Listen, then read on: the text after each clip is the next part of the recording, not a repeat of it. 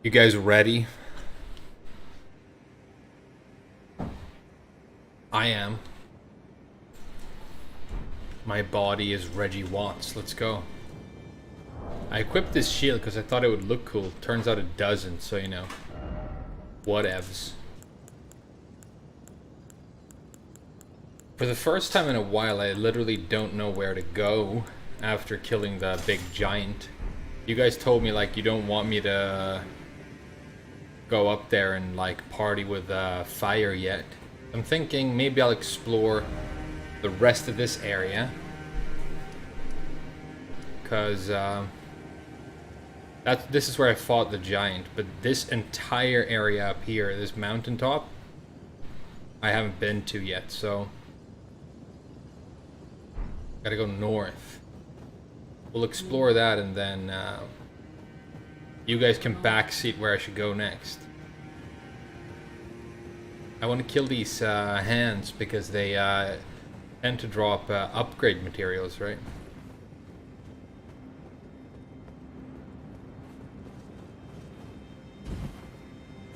There's like embers flying in the wind around here, which is very, very Dark Souls.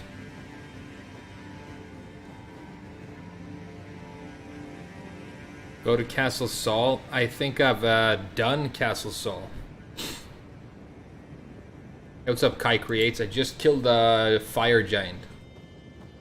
And if Castle Sol was that big castle with a commander who had a peg leg at the end, then I've already done it.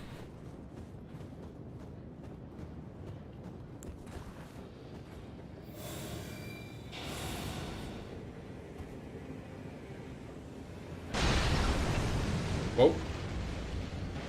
He saw me. Let's just go.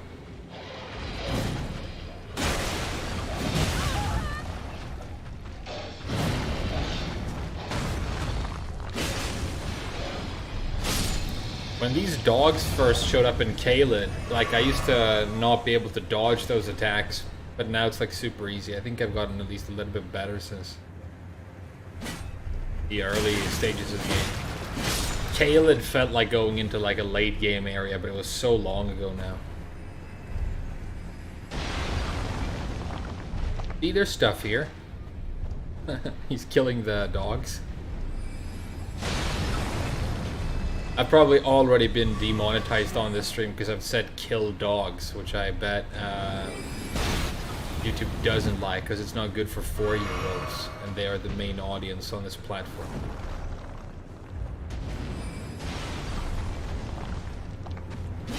I like these Yetis, though.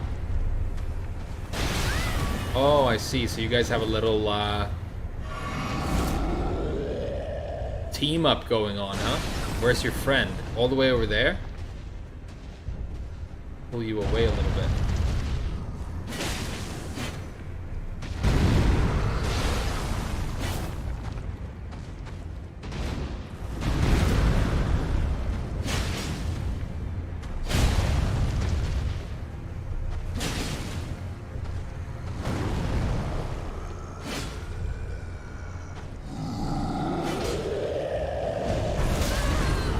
Shockwave.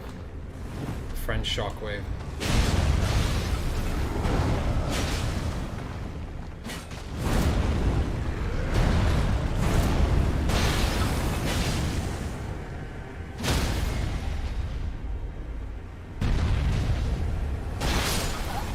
No way! I got him!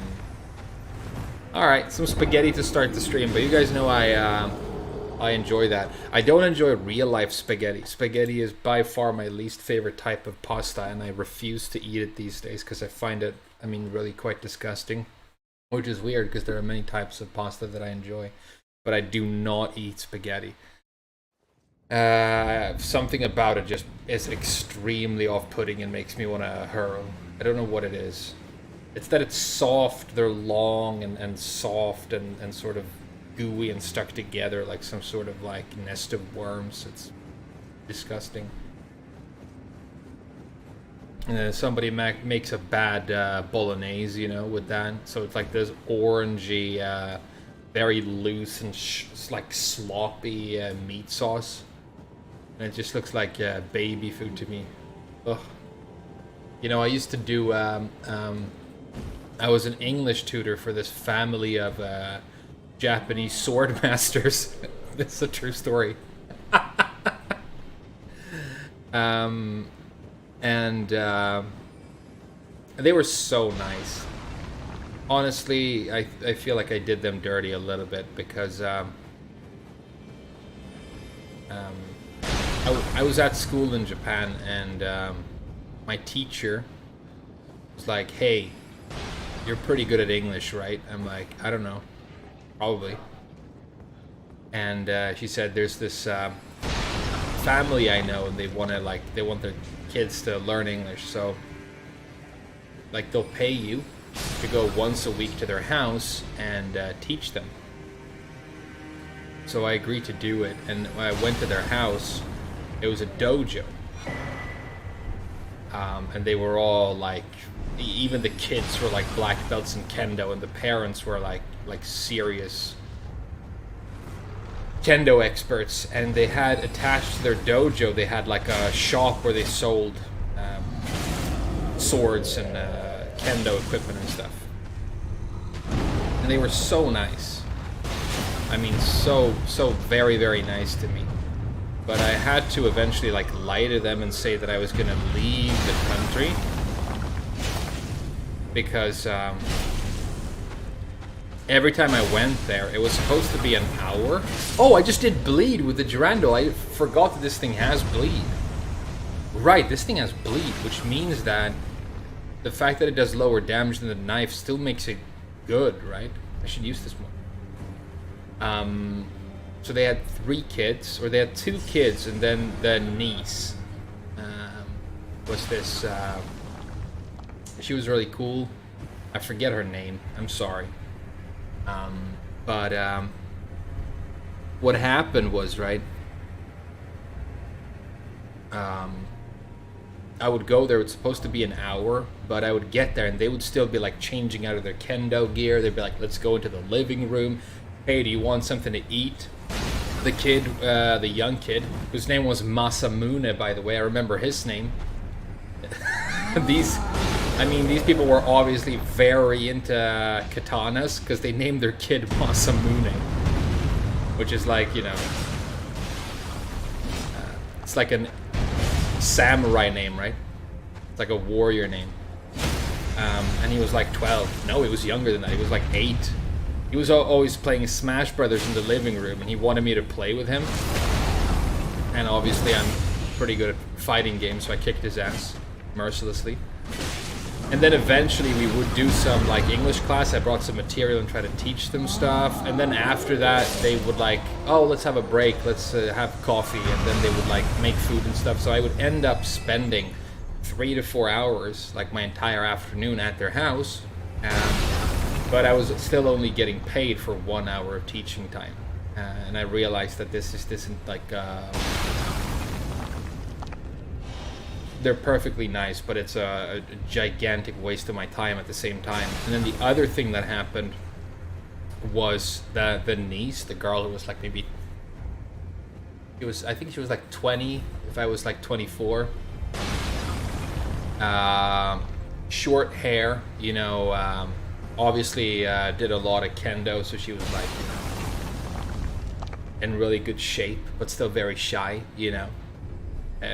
You weeps out there would have combed, but the mom tried to like fix me up with her. She like pulled me aside and she said, "Hey, what do you think of so-and-so?" And I'm like, "Oh, I think her English is really coming along, and you know, her main problem is that she's quite shy, but if we can get her to be a little bit more comfortable, you know, speaking, that I'm sure, you know, she'll get much better." Look, these guys are being killed by like the kind of weapon that I'm holding. And she said, "Oh no, what I meant was, you know, she's not seeing anybody. She's not taken, you know." And she was like trying to fix me up with her niece and wanted us to go out. And I'm like, this is getting a little bit weird now. Like I come here like once a week and spend the entire evening in the family's like living room, and they wanted me to stay and eat with them, you know, because they were so friendly. I mean, beautiful people, right? But that wasn't my plan. So next time I was supposed to go there for a lesson, I sent them an email saying, unfortunately, I'm going to have to leave the country and I won't be back for a couple of years. So I can't be your tutor anymore. And I quit. And then I just hoped for the next 7 years when I lived in the country that I wouldn't, you know, run into them anywhere. Because I'd be heartbroken if they found out that I, like, you know, quit because I, wow, okay, it's party time in this area.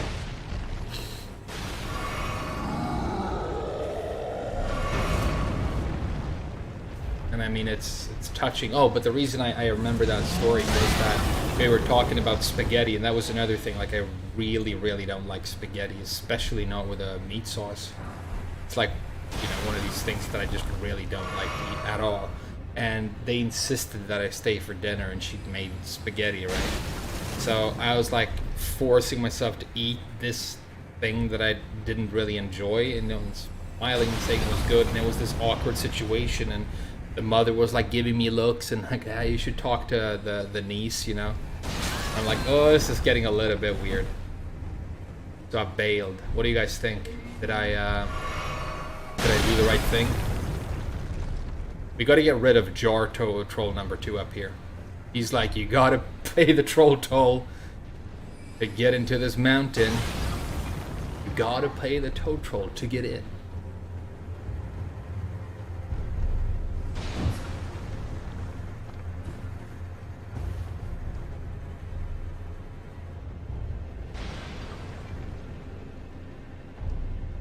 Swoosh swoosh, yeah.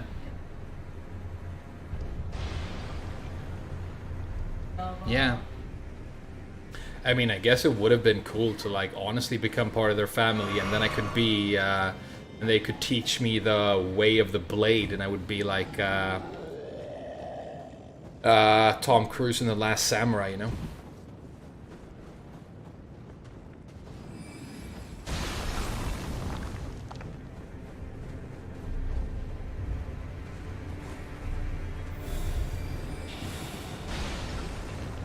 I mean, this area is obviously an issue of which order you're gonna do the enemies in, right? I've got Assassin's Approach, so I'm just gonna go and look for this toll troll up here. How do you even get up there? Is there gonna be like a torrent?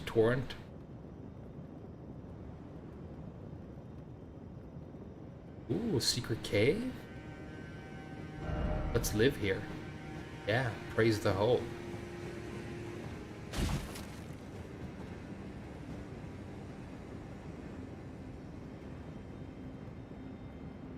Have I been down there? I don't think I have.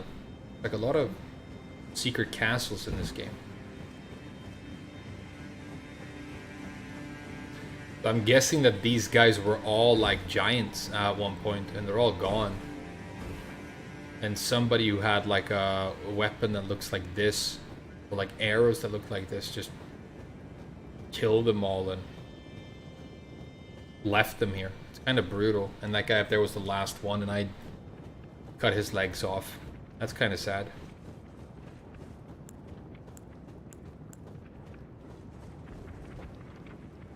That's a big hand. That's the biggest one I've seen. No hummus.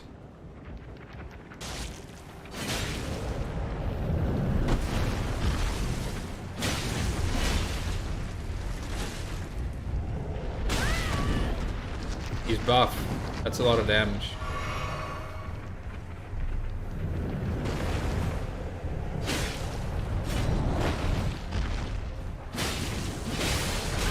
See, this thing has bleed. I'm gonna use it more. I really like it. I'm in trouble now, though.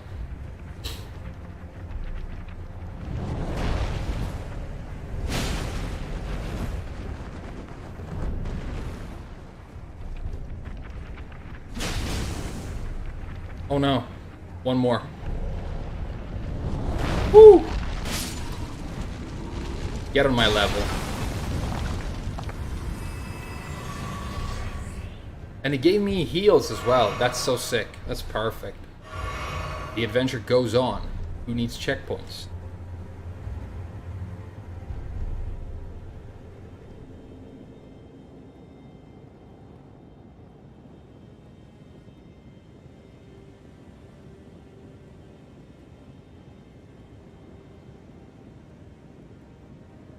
Spaghetti cheeks. I don't know what that means. I think it's fine to say. I don't know what it means. Hopefully it isn't something, like, super offensive.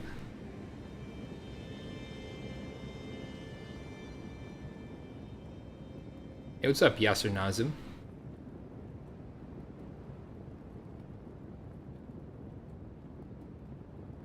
Ah, yeah, you're that guy who comes in and, like, really aggressively tells people to watch his content.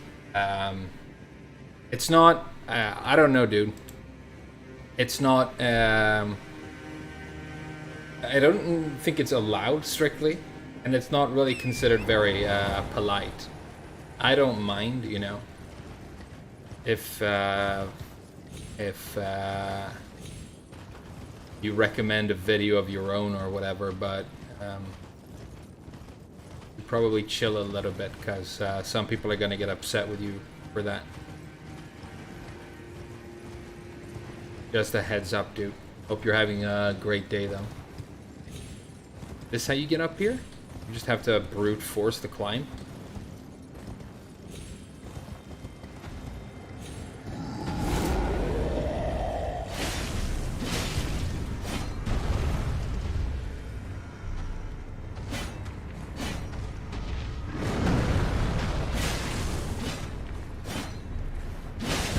Keep missing his feet.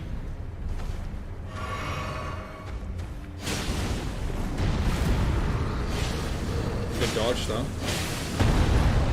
Nice bleed.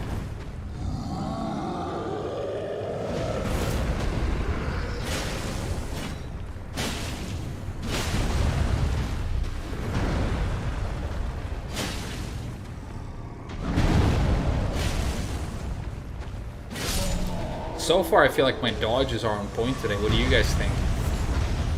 Not too bad, right?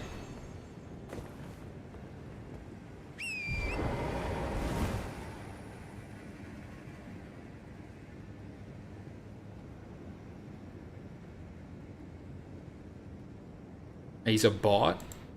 Yeah, well, he's copy-pasting stuff now. Alright, dude. Let me,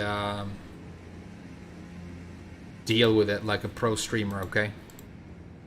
You guys keep being funny in the chat, posting memes, establishing a parasocial relationship with me that will damage you mentally in the end, like chat is supposed to. And I'll deal with that bot like I'm supposed to.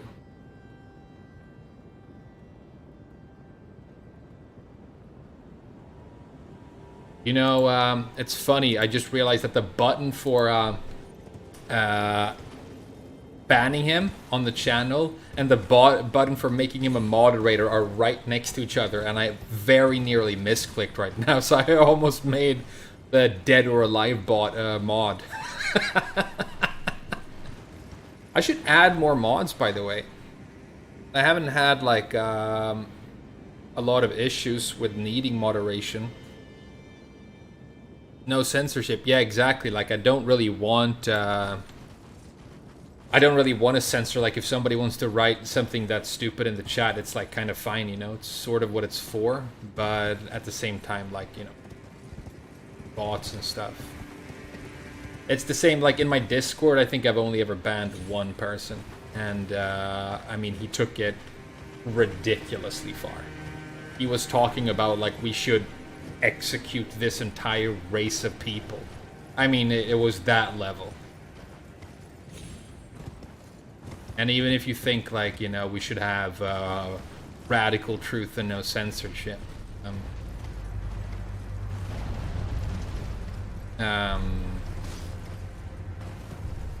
It's my name on the Discord, right?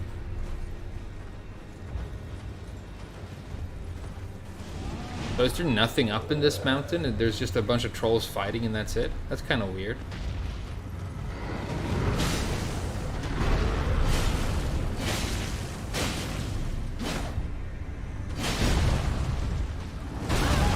Oh wow, nice moves, dude.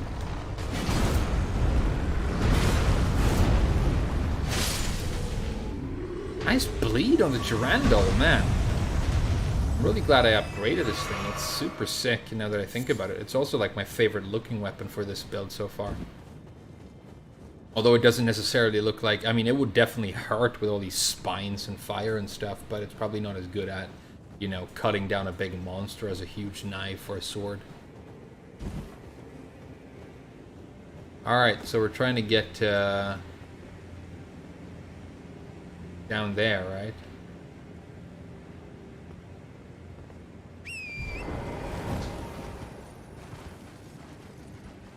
Or am I just done up here? What do you guys think?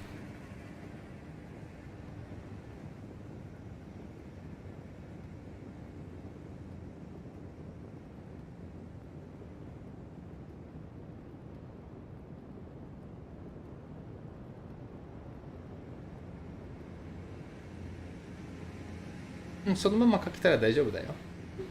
うん、なんかこの記事めっちゃ早く乾くよ。そのまま椅子にかけたらあと2時間でも大丈夫だ。Trust me. Thank you, my love.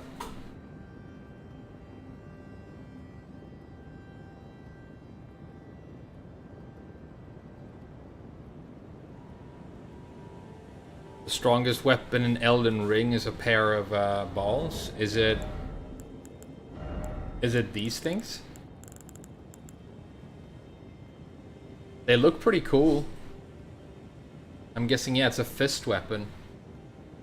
I mean, I equipped this veteran prosthesis right at the start of the stream before I, like, started, you know, streaming. And just to check the move list out, and I was shocked at how fast it is. I bet you can make, like, very, very fast, like, stagger builds or, like, status builds with that thing.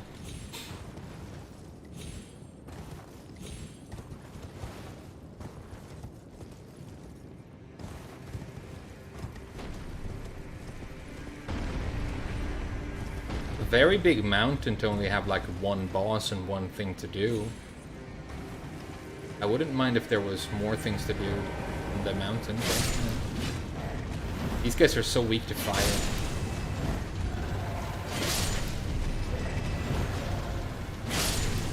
The way they've really made them look and animate like spiders is so cool. They clean their mandibles, they go upside down when they're damaged.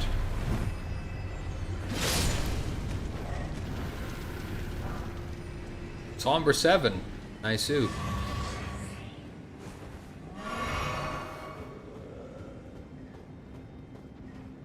Yeah, doesn't look like there's much more to do up here. Am I missing something? Do you guys want to backseat a little bit? The game is winding down, yeah. I suppose that's true.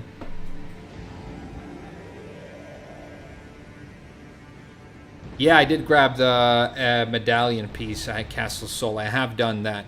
So maybe we'll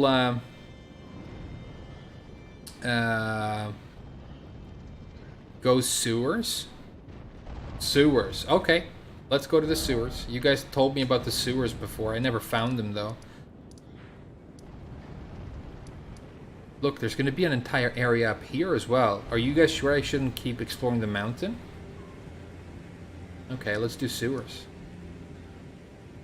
Forbidden land.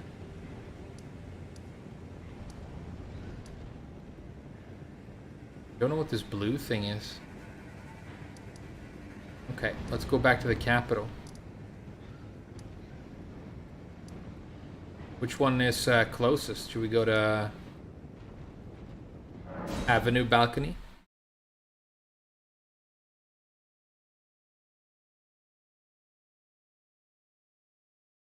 It comes later. Good, good, good. Nice. It seems like you guys finally agree on where we should go, and you seem to think it should be the sewers, so I'm very happy about that. There are usually sewer areas in these games. Sometimes you have to do a long drop-down puzzle to get to them. My favorite Dark Souls sewer is, I mean, it's got to be Bloodborne by far. It's the most atmospheric. You find your first like new armor set down there. There's a lot of upgrade materials. You can cheese Eileen the Crow if you want to. A hunter, are you? And tonight of all nights.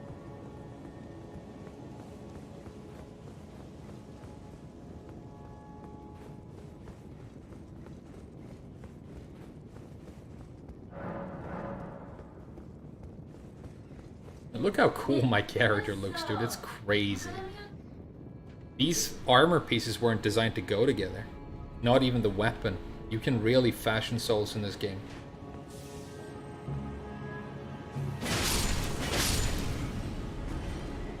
I'm guessing if we're looking for sewers, we should go down, right? Do we agree that we should go down?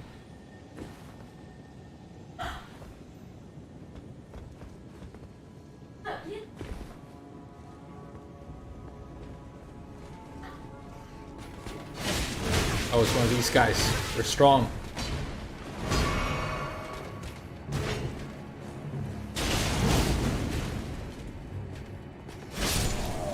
Ooh, I like the Asher War. Man, I'm loving this weapon that I've, like, not used enough more and more. We keep going down. That looks like sewers. An item, though. 2 items. Looks like an ambush to me. You gotta be wary of ambushes. Golden arrow. Smithing stone 6. I'll take it. I'll take it. And put it in my pocket.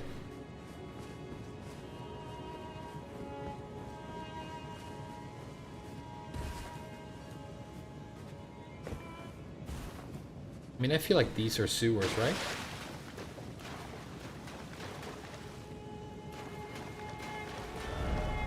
No horse ahead? Okay.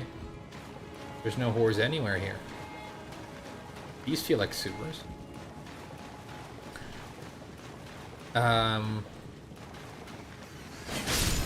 The Gaping Dragon, the Depths. I guess that's another really good Dark Souls sewer. I like the Gaping Dragon fight is very good. I mean, it's easy, but it's when he shows up, and it looks like it's going to be a little crocodile, and then he reveals his final form.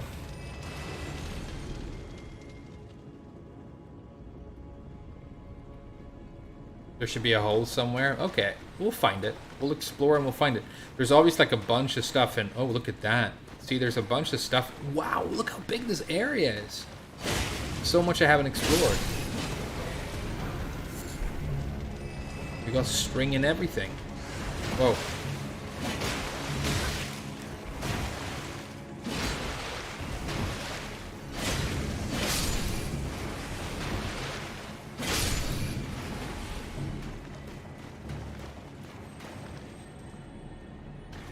I can hear a crystal gecko.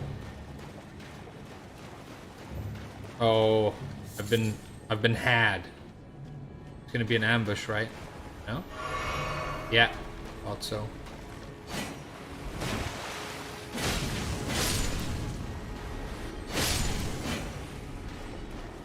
Oh, you know what that was? Probably because I do piercing damage, that counted as a critical or a counter hit, and pierce damage in this game apparently, like spears, do amplify damage when counterattacking. Like a small hidden benefit of piercing weapons. Oh, this guy's an enemy.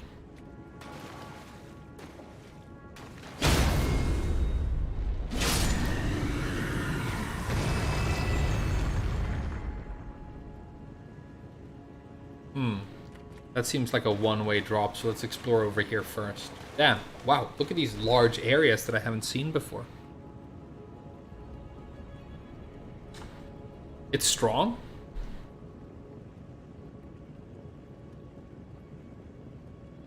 Hey, thank Julius, too. That's some good backseating. I'll check out your, Damn, I want to get that as well. I'll check out your, description of the way there once I'm done down here. Okay, we got hands. If I seem like I'm in a little bit of a bad mood today, I'm not. But I had like a day yesterday that was like some sort of unpleasant things happen. Where I was working late, and we have these security cameras everywhere, you know? And I see this guy who walking around inside the building, opening up emergency exits and disappearing into them and then coming out somewhere else, which you're not supposed to do. And then I saw him in the back. I mean, we have, you know, it's a large building, we have kitchens everywhere and stuff, but he was going through some of our refrigerators, he was moving things, he was trying to see if a computer that we had in the restaurant, and there was nobody around back there, and if it was attached, he was trying to, so he was like looking for stuff to steal basically, so I had to go and talk to him. I sort of cornered him in one part of the building where he couldn't get past me, and I was like, hey, are you supposed to be here? And he was like, yeah, you know, I'm just and he tried to come up with some sort of lie. It was very transparent, and I had to physically throw him out. Then I talked to we have a new bartender, and she's very good, she's very talented, like she has a passion for making cocktails and stuff, and she comes up with her own recipes, which is really great, you know. And she, yesterday, she actually she'll make me like a virgin version of something that a recipe that she's thinking of, and let me taste it. Because, you know, I don't ever want to have alcohol when I'm working. So, she said that she's seen this guy around the building, like coming in and out, like, you know, basically staking us out for like the last 3 days. And I think what like made me a little bit sad about that whole thing was that he was like obviously not well, and you know, having to tell him that you can't be here at all, and like having to like be very, very firm with him, even though he's probably, you know, not all there, and is probably a person who needs help. You know, it's an unfortunate situation to have to be in.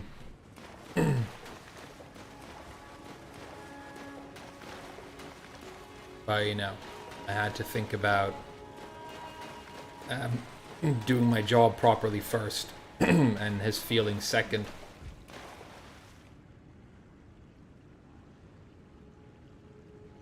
There's a lantern you can wear on your waist. Hey, that's cool.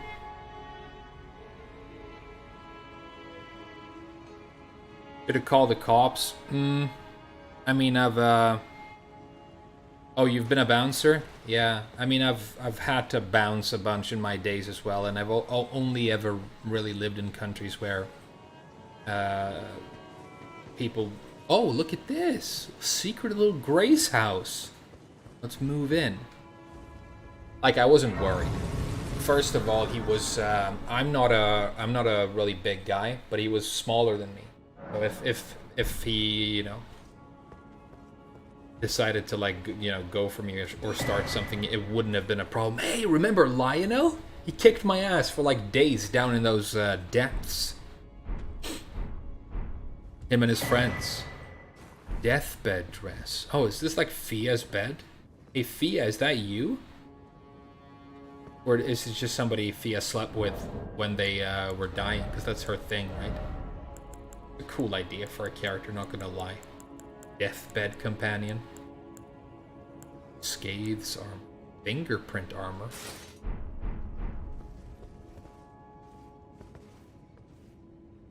Yeah, there's a fingerprint on the armor. Doesn't look cool though.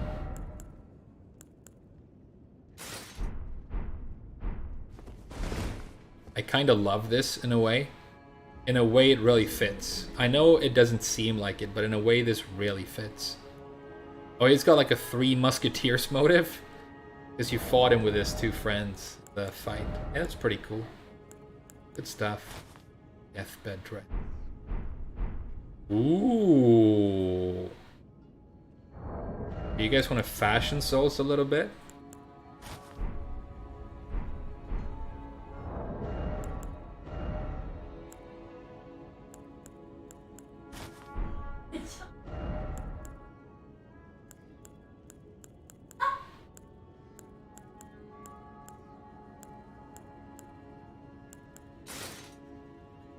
This one is wonderfully creepy.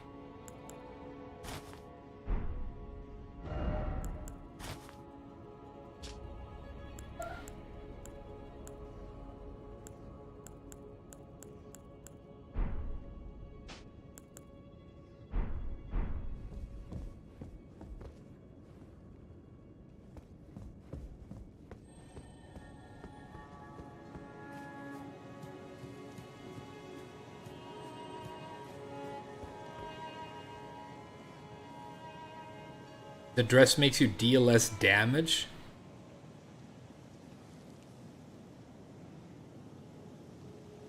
My character's face is surprisingly good. Hey, thank you. I wanted her to be like a creepy cleric. So I put tattoo that looked like some sort of large emblem. And I put it in the middle of the forehead, like some sort of carving, you know. I'm kind of happy with how it turned out. But I guess you guys haven't seen the character since the game started because I've been wearing all kinds of armor. But yeah, I wanted her to look like, you know, like a crazy bloodthirsty nun. It's kind of my... If it's going to make me deal less damage, though, we're not going to wear it.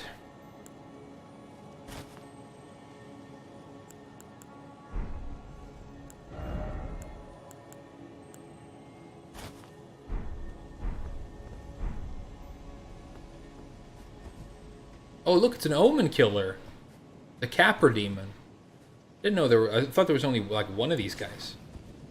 He's cool. I like these guys. Like, the aesthetic is good. Ooh! The French champagne! I remember you. You kicked my ass in that boss fight. I had to fight you like 10 times. Guess it's better than the real Capper Demon. But this guy also had dogs, now that I think about it. And that goes 3 times. Yeah, it's the same move list as the boss.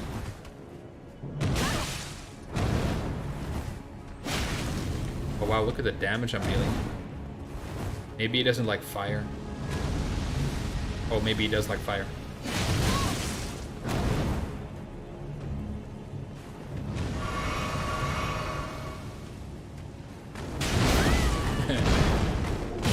Oh god, I'm not doing well in this fight at all. That was embarrassing. Hey, I'm really sorry. I got his mask, though. I think I might like the mask.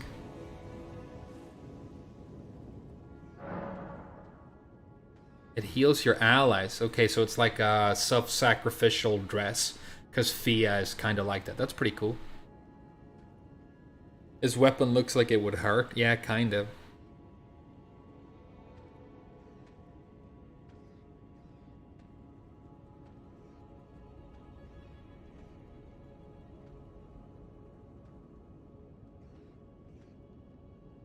This generation never fights. Well, the guy was of, let's just say he was of the generation before me. He was older than me. And like I said, he was obviously not like, I think he just turned to night. He obviously wasn't doing all that great. It wasn't going to be an issue.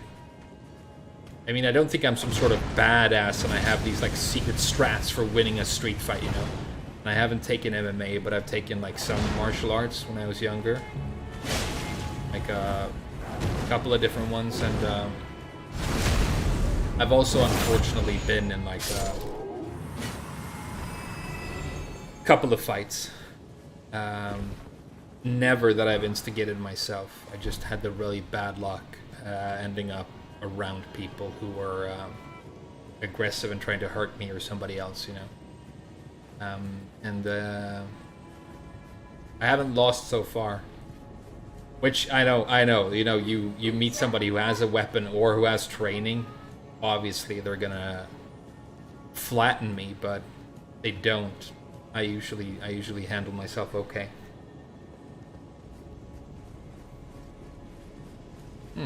Is that it for this little area here? Okay, I guess we'll move on. Hey, do you guys want to rock the classic Confessor's armor that we started the game with? And keep the Crucible gauntlets, because they're kind of cool looking.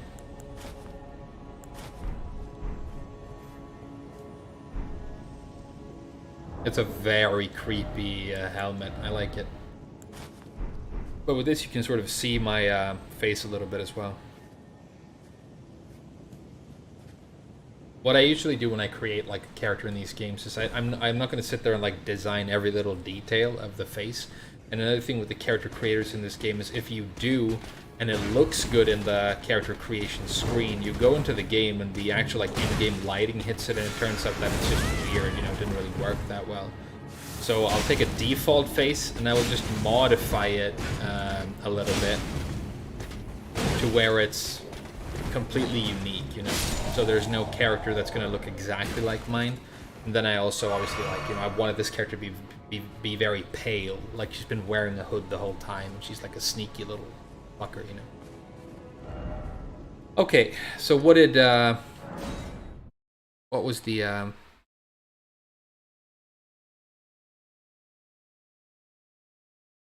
real hotheads don't tend to be trained? No, that's definitely true.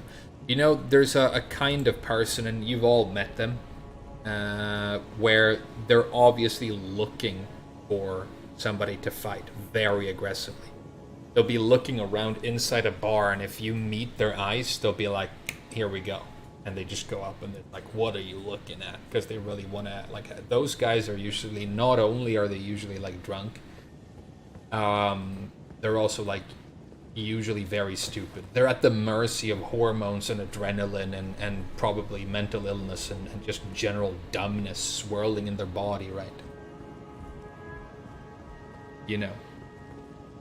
So yeah, it's dangerous because it's like a whole wrong player playing with their face. It's going to be a barrage of dumb stuff. But it's usually not that dangerous. Like, if you know how to throw a hook, you're good.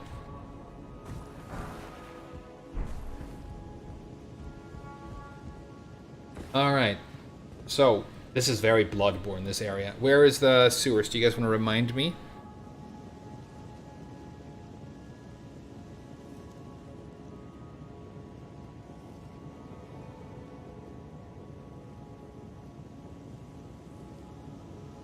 No, you guys are right. I mean, I shouldn't be giving advice because I have no, like, real training or whatever. But obviously, if somebody, like, has a knife or whatever, just first of all, just the fact that you're in that situation usually means that you've made some poor choices that day. Not necessarily. I guess somebody, like, you know, could just, you know, jump you or come looking for you or something. But, he's going to be a trigger, isn't he? Or there's going to be an ambush. Oh, okay. Go, I guess. Okay, so that's the thing. He has an attack that he does right away.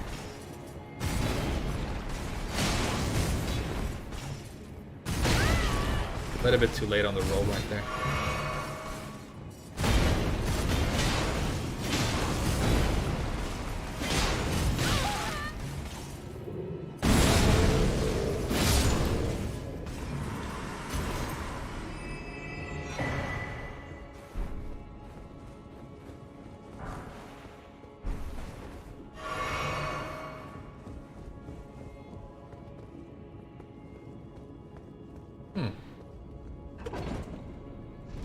I wanted it to go down into sewers, not up.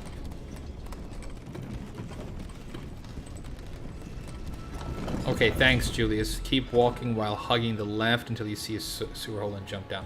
I'm just going to see what this area here is, and then I'm going to do exactly that, okay? Alright, I'm back up at the start of this area. I remember these guys. Okay.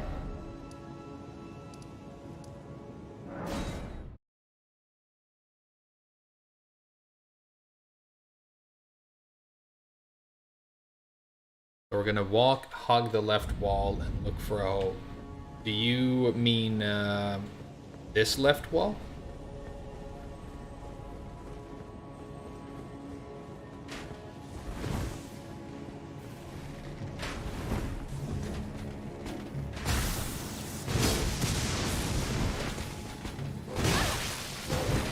These knights really party hard.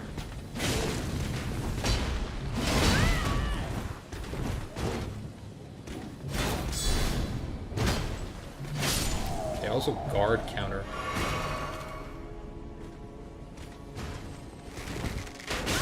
Point blank, this guy's a badass.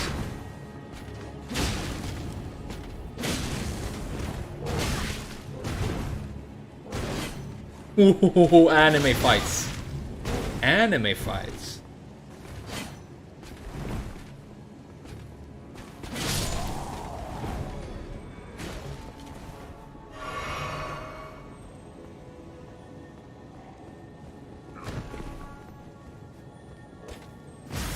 Oh, there's another?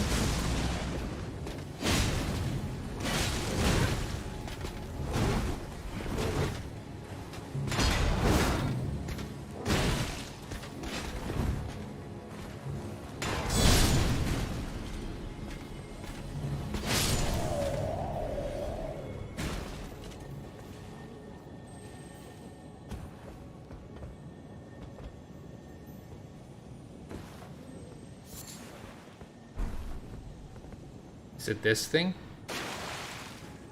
Don't tell me there's going to be like an entire area with a boss in a hole that is that hard to find. That felt extremely... it was so dark as well.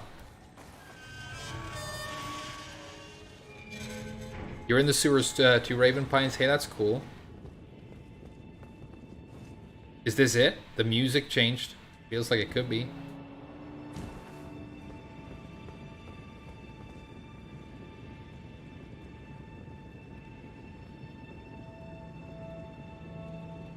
Entire area with boss. Lantern? I don't feel like I need a lantern, you know. I have 2 different torches. One is ghost flamey, which is cool. So I can just do this, and I can one-hand my spear. See?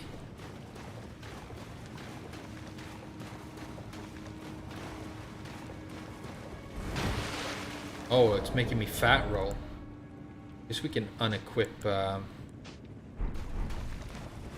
knife and just go with the fork for a little bit.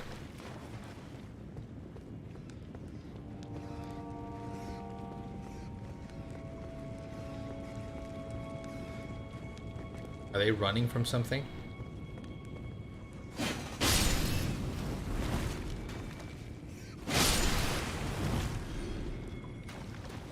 They're gonna be like a head honcho that they're running from.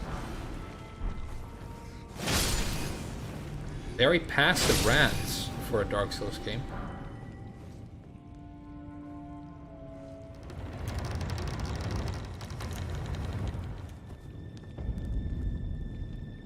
Subterranean shunning grounds. It's a chalice dungeon. Like, I've been in this chalice dungeon. There's a chalice dungeon that looks exactly like this. Wow, that's crazy. In a hole that tiny, they're gonna hide this entire area. I know they do that sometimes, like there are entire areas that are kind of obscurely hidden, but based on what you guys are saying, this is like... It's not like a minor thing down here. That's crazy. I mean... Cool, I guess. Okay, let's explore the subterranean grounds. Oh, I'm so excited, an entirely new area I haven't been to. No hugs. Nice kick, dude. This guy's cool. I don't think I need a lantern here. Yeah, it's not dark. I can just two-hand my weapon.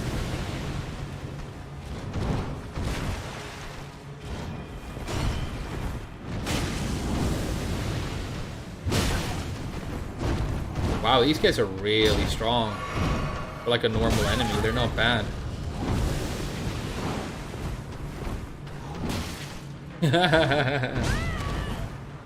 I'm still gonna win. I know you guys don't believe me, but I will.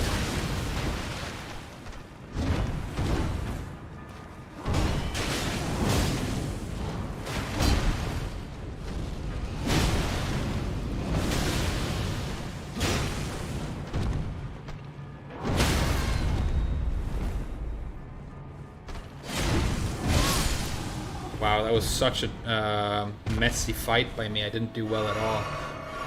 But I haven't fought one of these guys in a long time, so, you know, cut me some slack, will ya?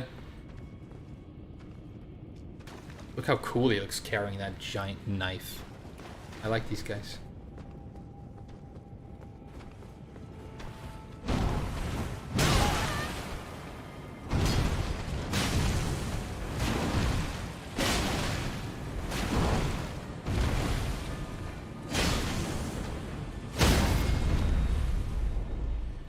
Better. See, we're learning.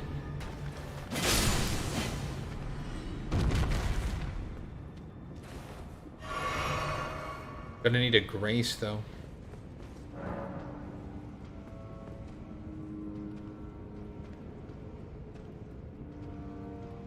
If you come here before Morgoth, it turns him and Moog. It turns out him and Moog sealed it up. This is where they stuffed the omens because they made the holy guys look bad birthing them. Is that true? Wow. So these are like royal children?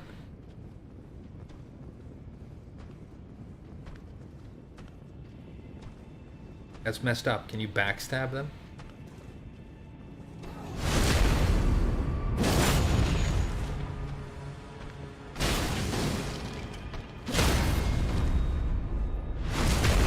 Cleanliness. Simple and clean, like a crappy song in that Final Fantasy Disney game.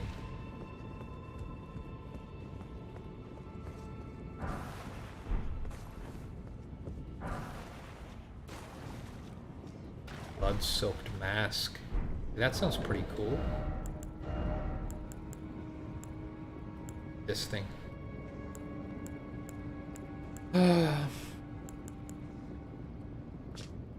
Masked form from tightly wound bandages soaked through with blood. Even the most ghastly cover is more inviting than the festering face beneath. And I'm just putting it on without washing it again. Stains and all. It's pretty cool. Let's wear it for a little bit and then change back. Bunch of omens in there. Oh, and they're looking at a statue of, is that Queen Murica? Is she their mom? They're like sad and looking at a statue of their mom down here. It's heartbreaking, dude. Can you backstab them? Oh my god, poor these guys. Can you backstab them? Don't miss the grace. Hey, did I miss grace? Thanks, guys. Thanks, Tuck Timos Prime. And everybody else who mentioned it. Is it in here? Nice. Ooh. I'm gonna respawn the omens, though.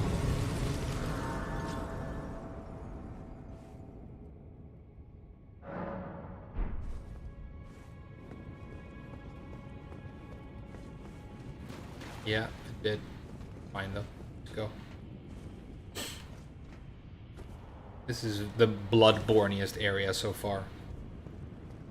But it's Bloodborne-y, but not my favorite parts of Bloodborne. Like the sewers and the Chalice dungeons. My favorite area in Bloodborne is Upper Cathedral.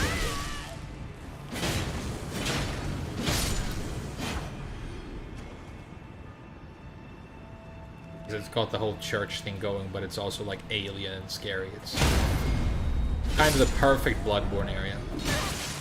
Also has a Breedus, which is a great boss fight. Ooh, that's risky. Doing jumping attacks up here.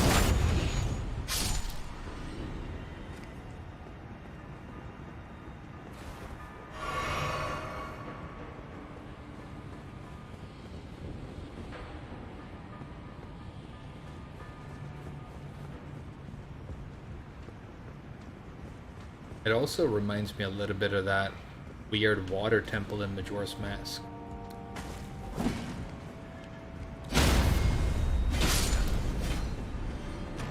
Damn, the Durandal is sick. Ooh, sneaky, huh? Sneaky little goblin dude.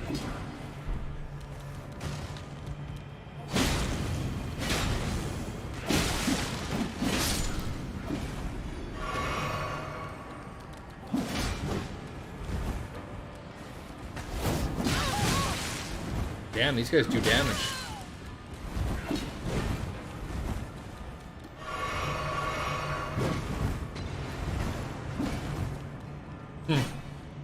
Alright. Wow. Sewer lobster? It's a little bit, when I think about it, I actually had some crayfish yesterday We have a new head chef. I think he's very talented. He's making some cool stuff. And he wanted me to sample some stuff, so he brought me a dish he thought of with crayfish. Delicious. Very, very good. But, you know, crayfish and crabs. Basically eating, you know, this... I mean... excrement and rotting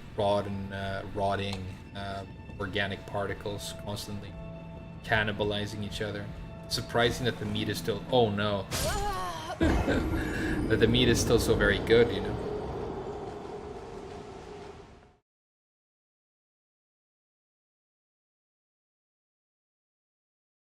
Why is crayfish called crayfish if they are not fish?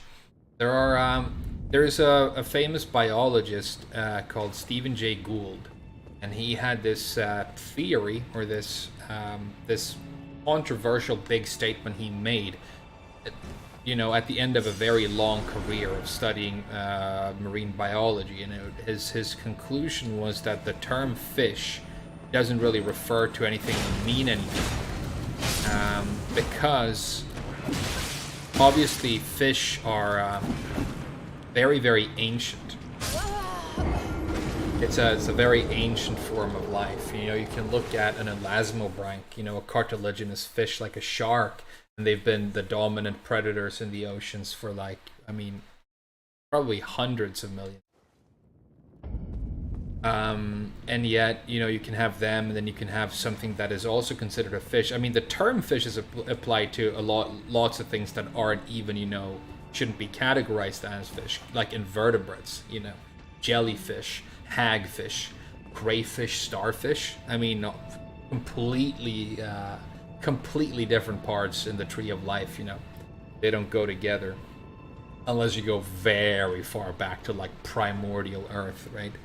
But, you know, like an elasmobranch or a chimera, and you compare that to like a marlin or a tuna, they're so spread out evolutionarily that it doesn't really make sense to categorize them all as fish. And I bet you can find species of like vertebrate, like terrestrial vertebrate, like maybe even mammals that are more closely related to some species of fish than those species of fish are to other species of fish. You're completely right. I mean, based on the conclusions of huge experts in the field, when you say that fish, like as a word, doesn't really make sense. You know, in Swedish, we call an octopus, we call them inkfish. We also don't distinguish between octopus and squid in Sweden, because we don't have them here. Most Swedish people don't know that they're very different, you know. If you ask them how many tentacles a squid has as opposed to an octopus, most Swedish people probably won't know. Yeah, but there you go. We call them inkfish. And they're, you know, mollusks. Very unique and interesting mollusks, you know. But, I was doing so well in this area until I started talking about fish.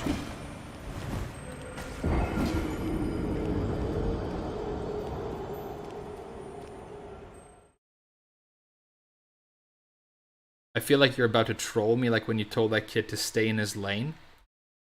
I never want you guys to know if I'm making it up or just trolling or not. I'm not gonna tell you whether or not I just made Stephen Jay Gould up. If you haven't heard of him, but yeah, I'm just not gonna tell you if I just made that whole thing up. But sometimes I will be trolled, and sometimes I won't be. Spamming R1s now and not really playing well. I guess I got a little bit, like, distracted. So let's, like, focus back up. There's an obvious ambush. Let's pull it first. There we go. I think I can stagger these guys with charged R2, right? Let's do that. Charged R2. Yeah, that's the cleanest way to kill them.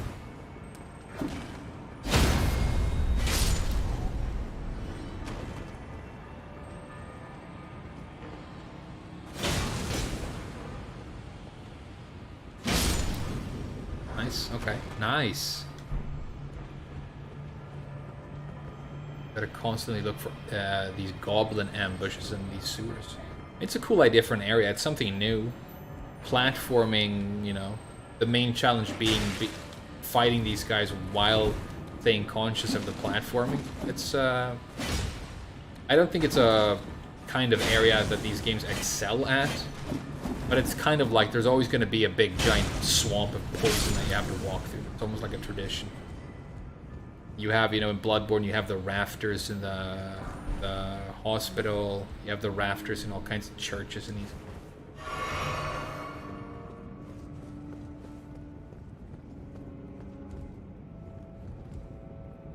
Okay, nice little omen ambush here.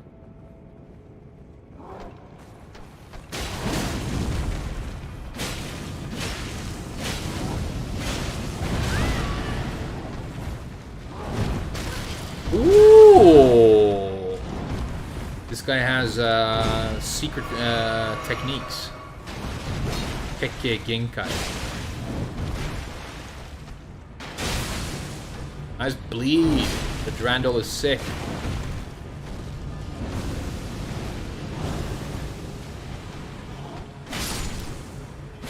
Nice. Can you cheese this guy, should I? He can fight through the thing too.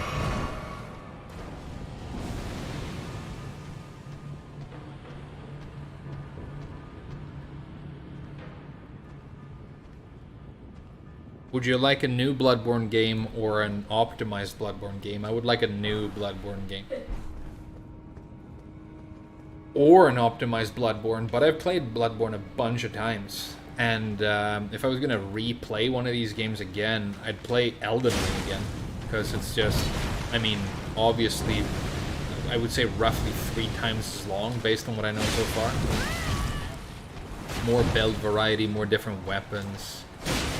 Even though I like Bloodborne's combat for a Dark Souls game, this combat is obviously superior.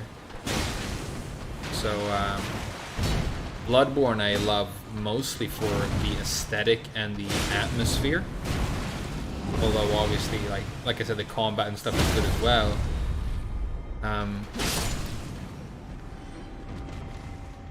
So like Bloodborne is something that I love for the way it looks and feels, but this is, I don't think anybody in their right mind is going to argue that Elden Ring isn't the superior video game. A nice shortcut unlock.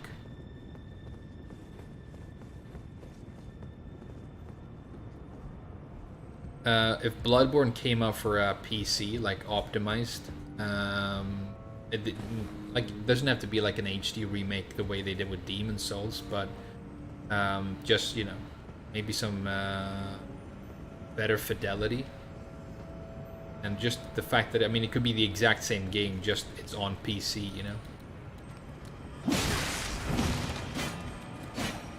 I think would be great, because then we could stream it. We could stream Bloodborne. And I could tell you guys Lovecraft stories while playing Bloodborne.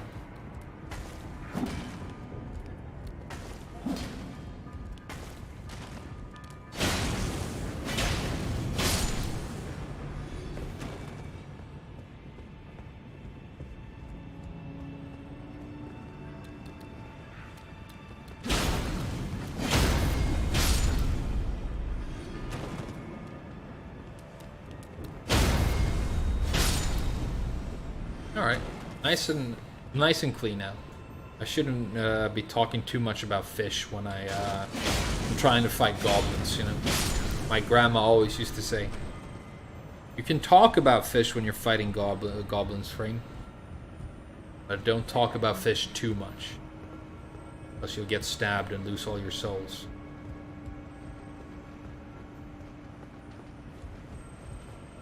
Wonder where the way ahead is. Down here? No.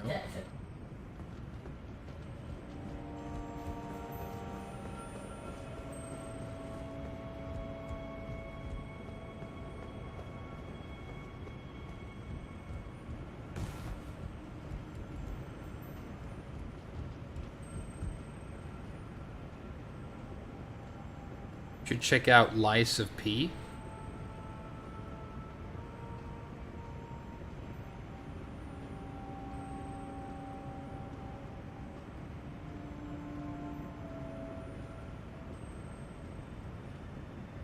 I don't know. Lies of P since the very start conceptually is obviously very interesting. Be having, you know, the character be some sort of automaton and having like steampunk parts, and you can like switch out the weapons and stuff.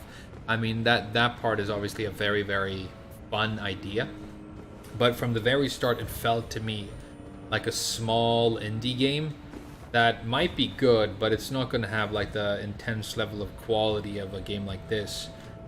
I could be wrong, but I feel like it's going to come out and be interesting for like a couple of days, or it's going to be one of those games where it comes out and it turns out it's just not very good.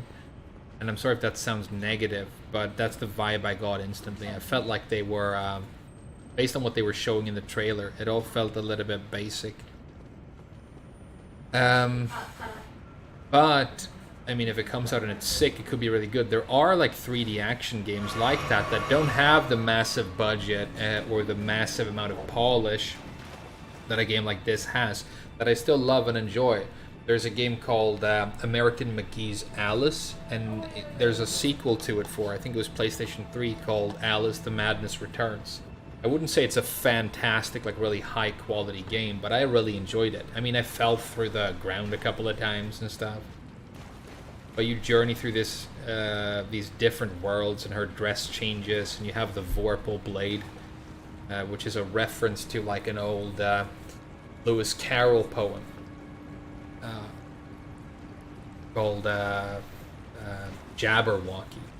'Twas brillig in the slithy toves to gyre and gimble in the wave. All mimsy were the borogoves and the mome raths out grave, right? And it mentions the Vorpal Blade, which I think is like supposed to be a sword in the poem. But in the game, it's a kitchen knife. It's like an epic runed kitchen knife that you cut like monsters with. It's cool. I don't feel like fighting the crayfish, honestly. I'm just gonna steal her stuff and bail.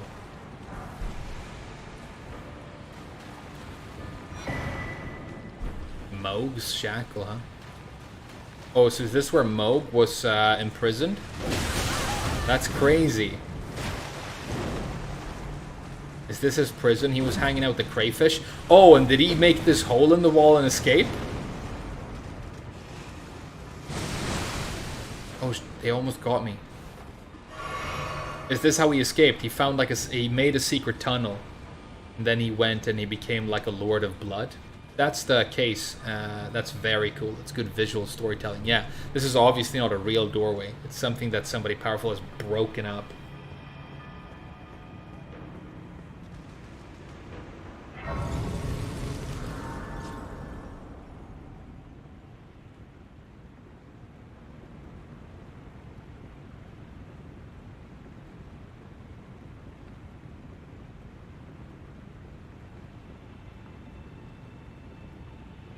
A new Bloodborne, yeah, coming off of Elden Ring, the best game they've ever made, as far as I can tell, with the amount of money and attention and love and goodwill that that company has right now. If they made Bloodborne 2 right now, yeah, it probably would be a mind-blowing game. Imagine a Bloodborne game with the scope of Elden Ring.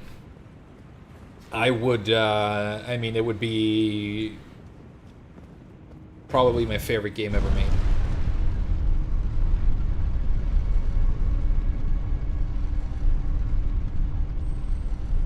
Sekiro? I only played Sekiro for a couple of minutes one time. I wasn't very impressed, but it's probably because I wasn't used to the combat quite yet. Oh, undead guys? Let's use the knife. Oh, we haven't equipped the knife. Never mind. I think the knife is good for fighting ghosts. Oh, holy damage.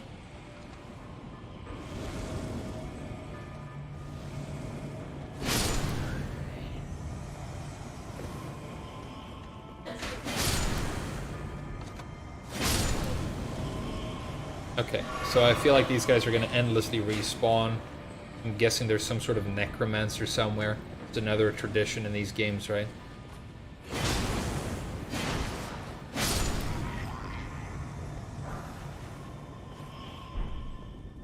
Yeah, you can hear them respawn or being summoned.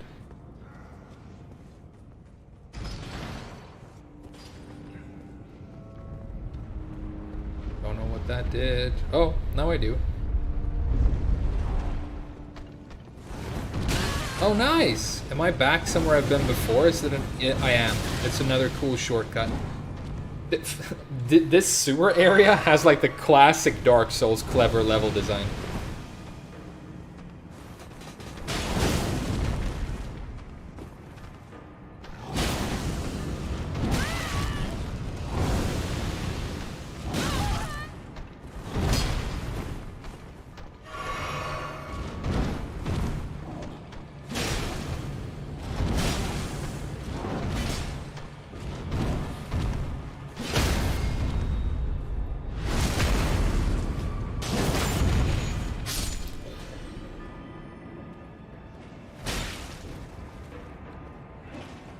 I don't feel like I need to go to the Grace, though. I've got, like, a bunch of heals. But if this isn't where I go, then where do I go, you know?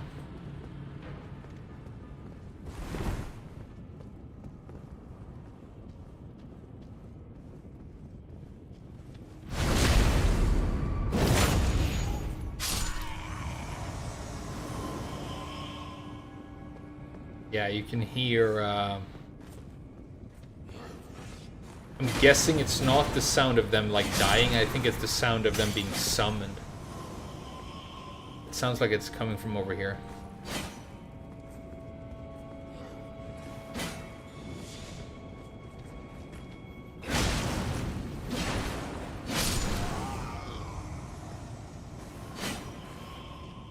Is there something in the coffin?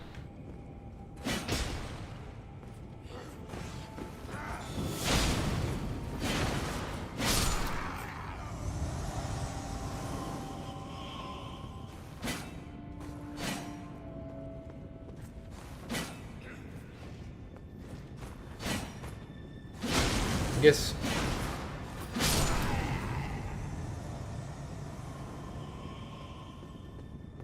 Clearly sounds like over here.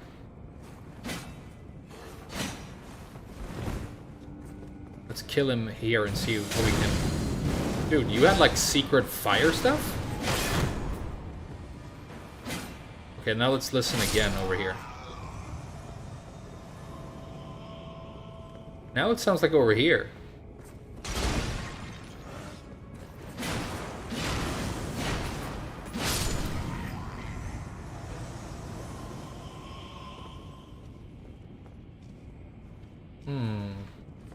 I feel like I can hear it in different places every time.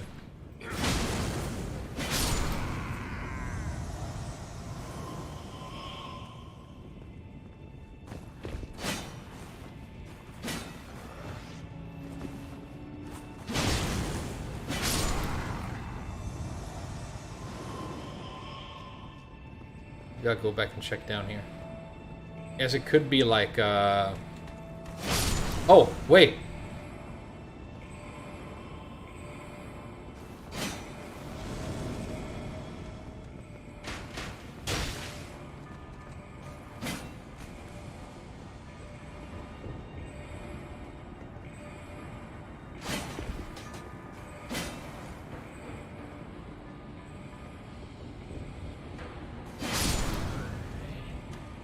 No point in killing them, really. I just don't want to get shot all the time.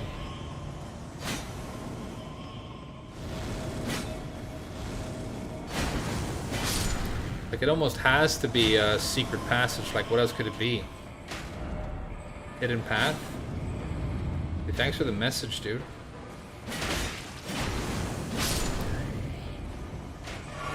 Oh yeah, and then it's gonna be underneath here, right? It was a snake the whole time? It was a snake the whole time. Alright, cool snake. No hummus.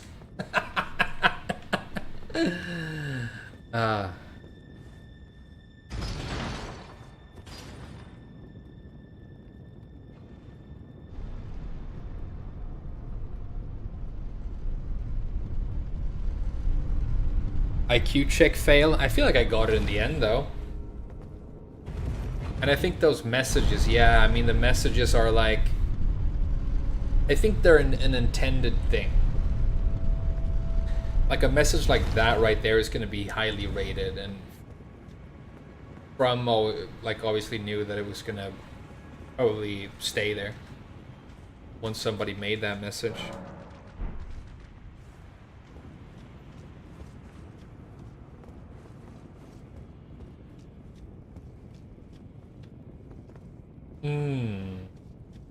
Scary door with a tree on it. Let's like actually get into the lore. But it looks like there's like a bunch of, there's like the tree, but there's like dark and gnarly stuff underneath the tree that it's hiding. Is the tree evil? I know it's obviously like a world tree, like Yggdrasil, right? Which has the underworld, the world of the dead, is underneath the roots of that tree. It has a big dragon called Nidhogg, who endlessly chews at the roots, at the very foundations of the earth. So it's like this entity of death that is constantly eroding really the base of the fabric of reality, which is kind of cool.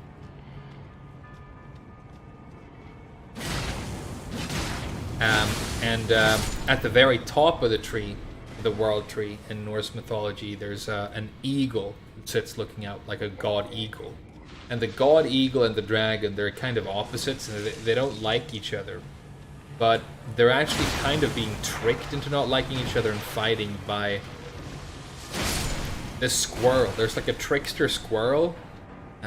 His name is Ratatosk. And he runs up and down the tree. And he goes to the eagle and he talks shit. He's like, the dragon says, you know, your mom. And the eagle's like, well, you tell him that da-da-da-da, you know. And he sends an insult back. And the squirrel runs up and down from the depths of the underworld to the very top of the world. And these two, like, entities are constantly bitching. It's kind of funny. Norse mythology is very comical. There's a lot of, like, you know, Thor in drag, you know, marrying a giant, but he just really wants to eat all the food. And I think he loses his hammer and he wants it back or something. There's a lot of, like, they're funny stories.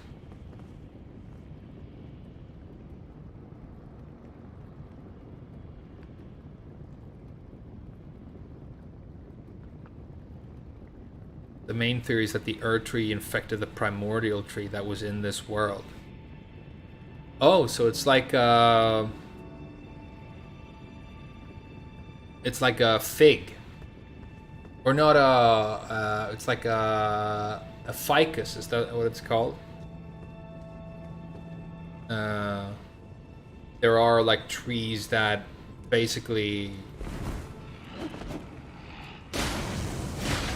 infect the already existing structures of like other trees and gradually kill them and replace them. They're pretty wild. It would be cool if this like giant golden tree that looks like it's been there since the beginning of the world was just this weird parasite, you know. Is it going to be like a Bloodborne twist? It turns out that it came from outer space, and when you go up to the tree, you know, the tentacles come out. That would be the sickest thing in the universe. But I don't feel like that's where it's going.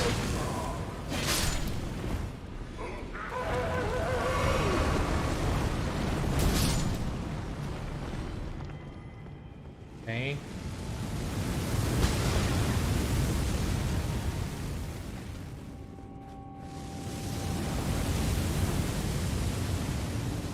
Oh, it's not an item. Check for an ambush.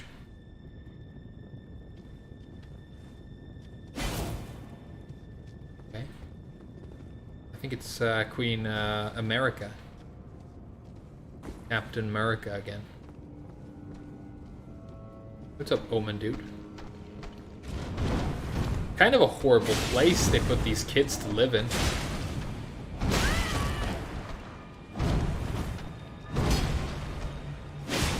I mean, they could have given them, you know, beds. Oh, this guy's buff. Am I gonna lose? Ooh, friend Champagne.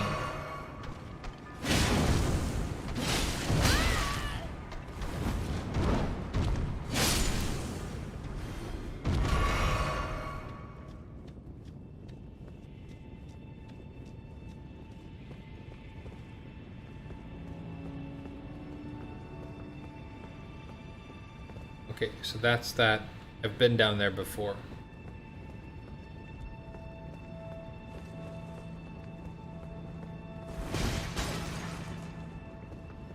Doesn't seem like they would make this area completely pointless, so...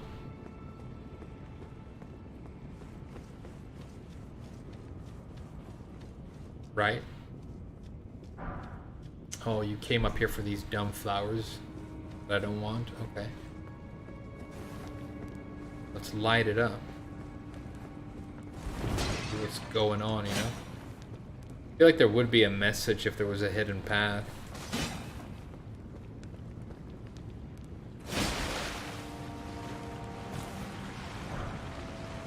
Oh?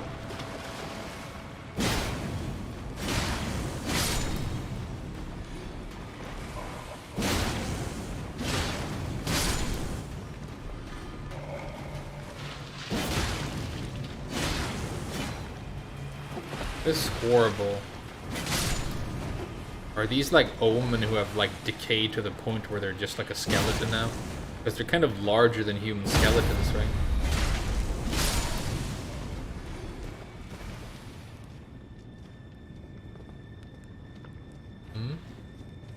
This is back where the big fireball in the door was. Oh, it's open now. Oh, I guess maybe... Did I do anything to open this? I guess that's why there was a path that looped back. Hey. Something sticky is happening here. Oh!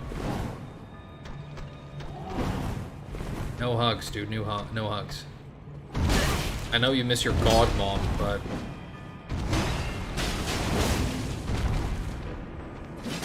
I'm not here to help you with that, dude. Sorry.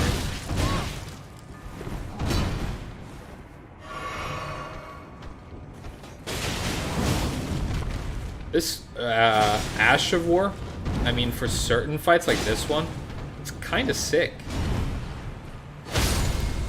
It would be cool if you could change it. You actually can't change it on the Durandal, but it's still sick.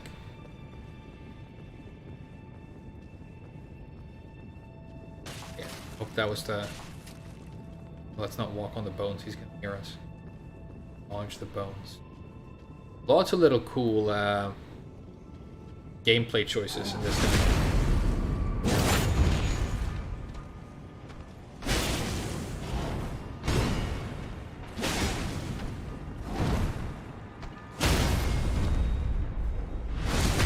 You get owned.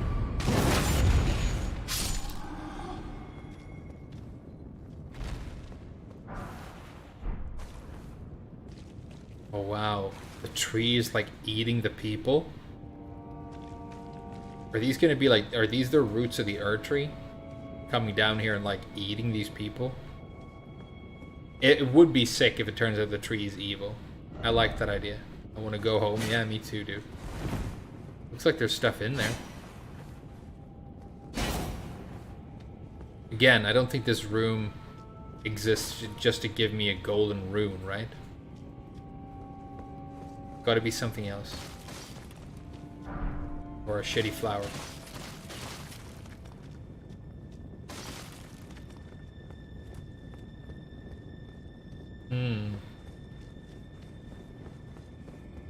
That's not it, right? Hey guys, do you want a backseat? What do I do?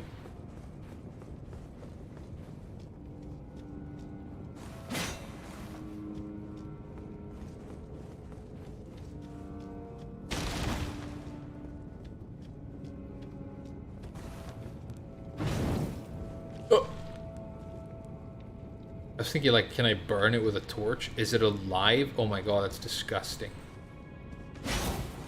It's bleeding.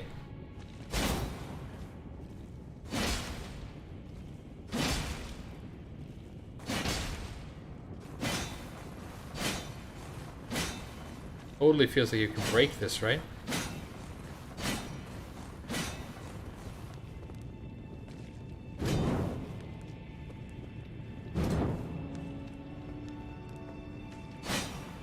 Much bloodstain.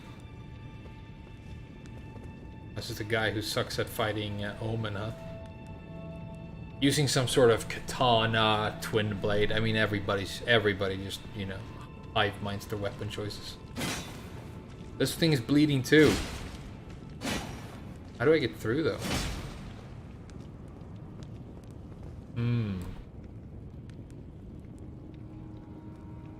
Explore more? I like that idea. Thanks, guys. Good idea. I guess I'm just surprised that there would be like a big, heavy door with an emblem on it, and I unlock it and I go in and there's a shitty flower, 2 enemies, and that's it. But, you know.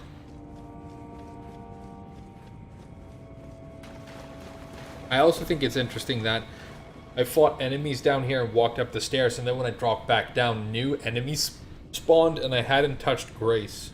So it's kind of like the game knew I was going to come back that way.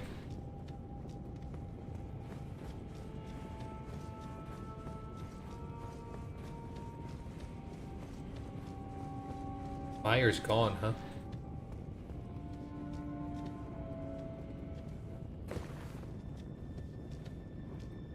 These things move if you hit them, I think. Yeah, I saw this in one of those crappy chariot dungeons that I didn't like.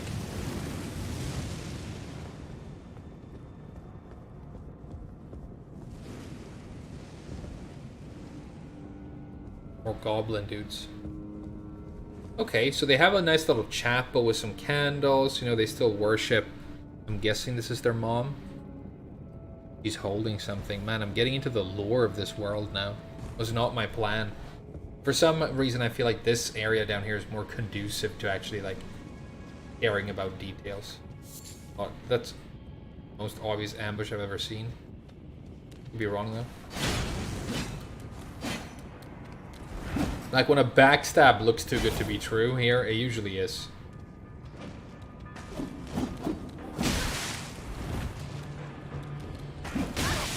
Wow.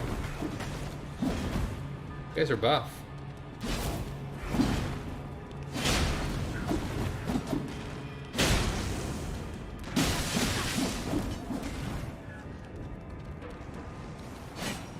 Nice.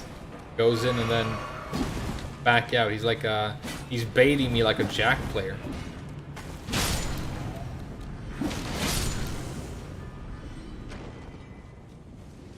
But I'm not gonna get launched by the down 4-2, dude. I'm too strong.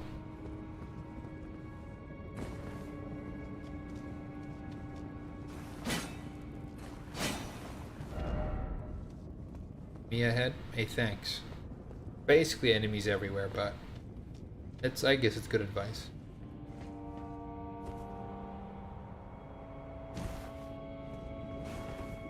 Only 3 more heals. Good luck? Oh, when you say enemy, do you mean Bossu? Let's have quiet feet as we proceed.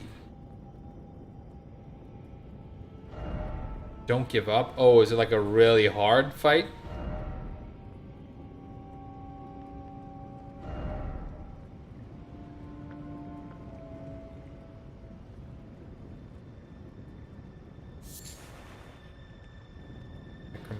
Bud.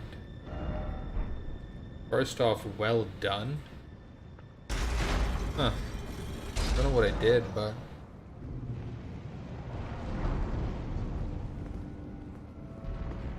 Heavy door has opened.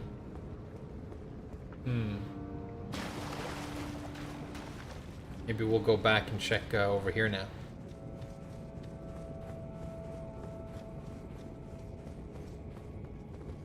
Okay, so my guess is what I actually did here was I accidentally solved the dungeon, but I kind of had the right idea. The fact that I came back to this place and enemies that I...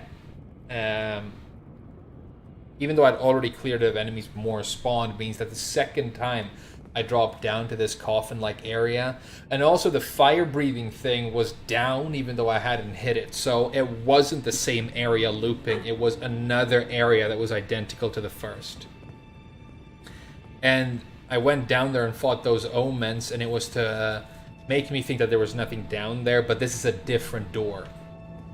Did I get it? Did I pass the check?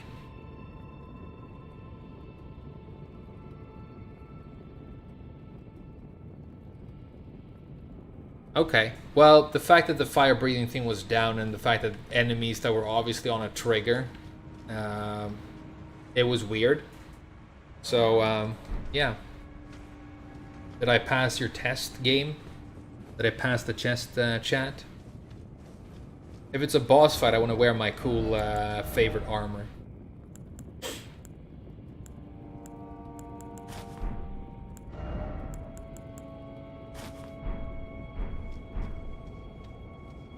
I love these robes. Damn, they look comfy, and gold and black and red. Those three colors go together. Just ask the Germans.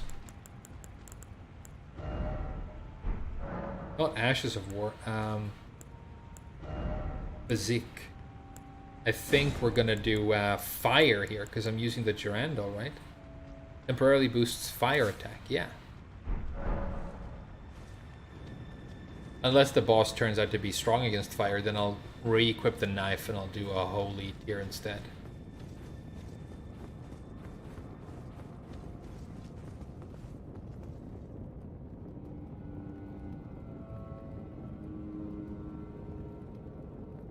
Raven Pines, you said that you were in the sewers at the same time as me. Did I figure it out before you, even though you went in before me? Did I just backseat you by just being smart and successful? Hey, you can piggyback on my playthrough, dude. It's all good. Escar. Damn, look at his hat. I like this guy. Let's get his dogs first. He's got dogs.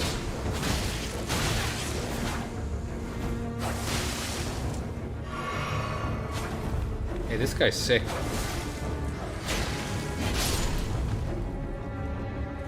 Ooh.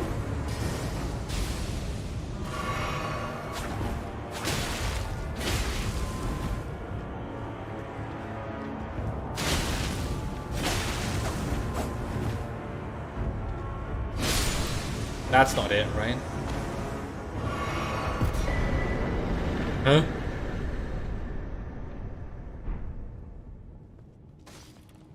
I want your hat, dude. That hat was sick. Really? Huh?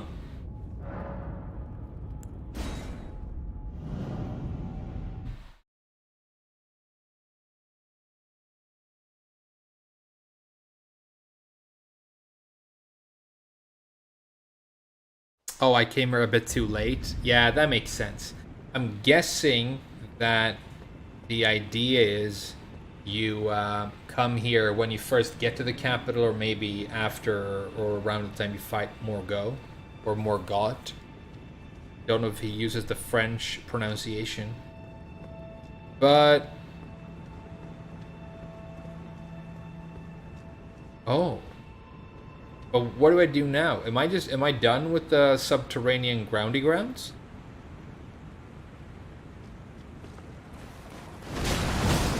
Is it over? No king rules forever, my son.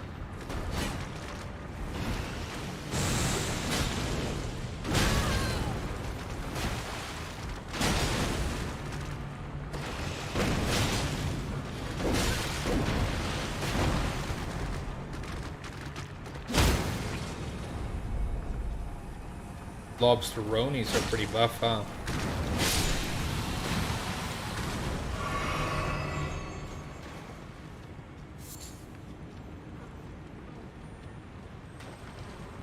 Guess we'll keep exploring. Oh, check it out. Crystal Gecko. What do you have? Okay, I'll take it.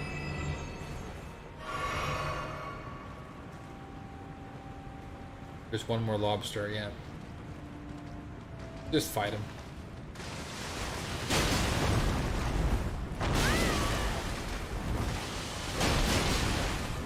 Okay, he's strong.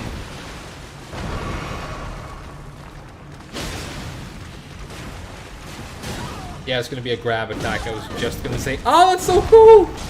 I love that. I love that. He's using his big strong claw for the grab, and then his sharp claw for the stab. This is smart lobster.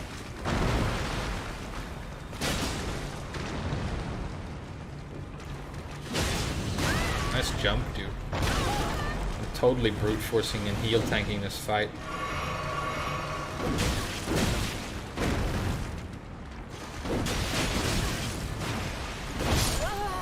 Panic roll. Embarrassing.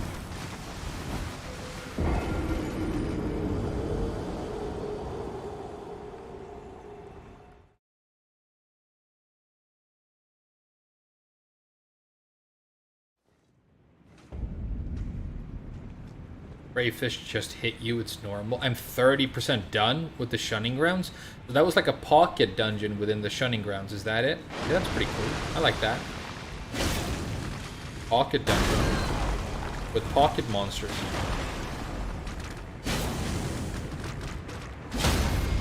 That should be the next Pokemon type that they introduce. Blood type. That'd be cool, right?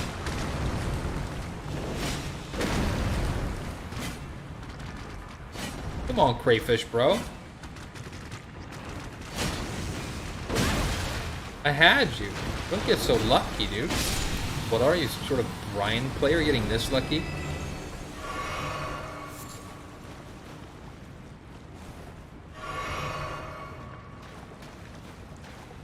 Try and get the drop on him.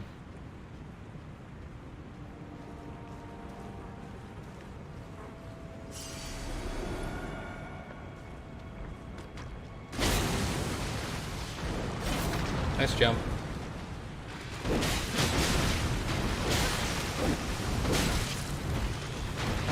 I feel like this crayfish is way stronger than his brother. Big whiff. Look at his eyes. It's like a surprisingly realistic crayfish.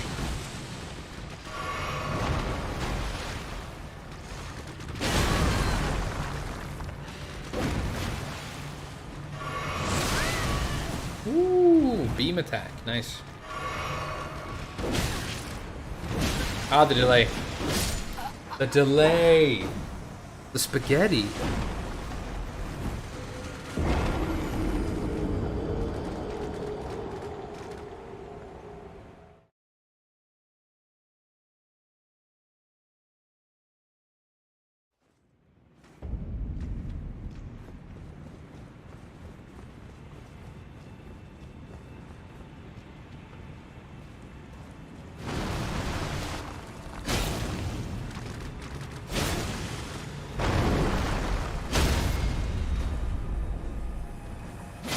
Can't get this critical.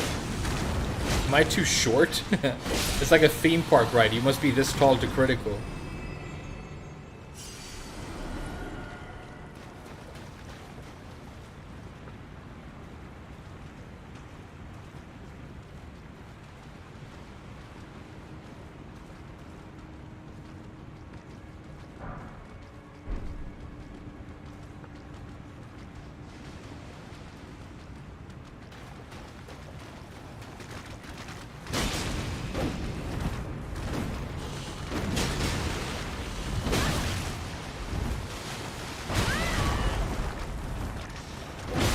Yeah, they're very buff. Or like this guy is. The other one is like much weaker.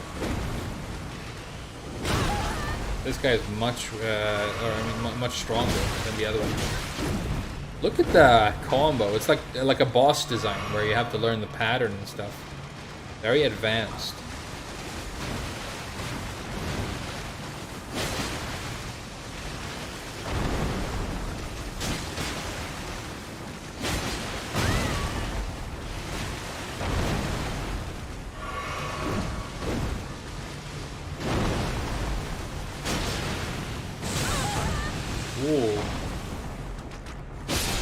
Finally. Sorry that took me so long. It's not a clean fight.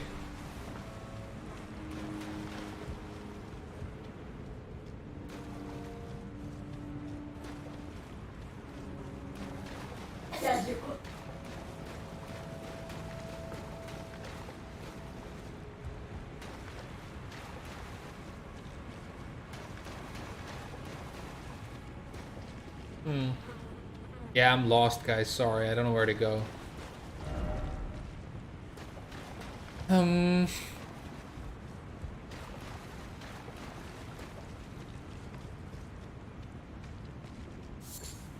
Hey, do you guys want a back seat? Where do I go?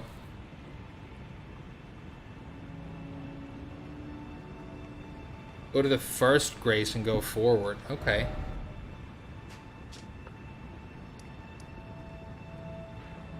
Oh, look, I'm above the deep root depth. So these are the roots of the Erdtree. Underground roadside. Okay. Hey, thanks for the back seat.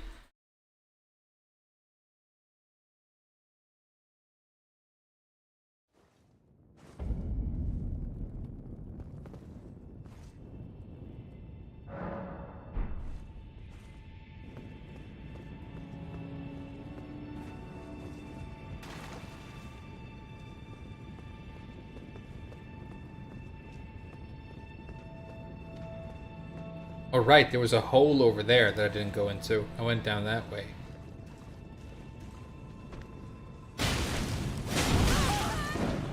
Spagooters. Spaghetti. My name's Spaghetti. I do parties.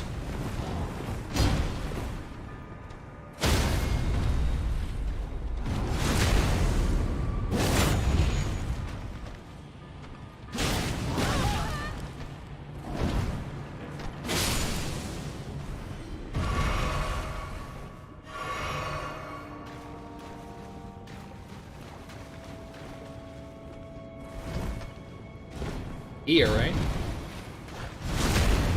Hey, get on. All according to Keikaku. Translators know Keikaku means plan.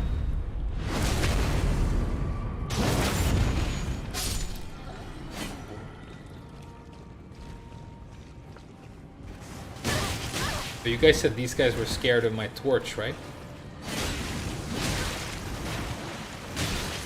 They're not that scared. Guess maybe they're a little bit scared.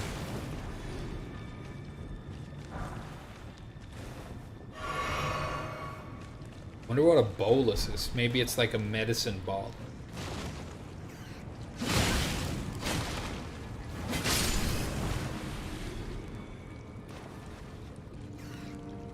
Yeah, they don't like it. Okay, cool.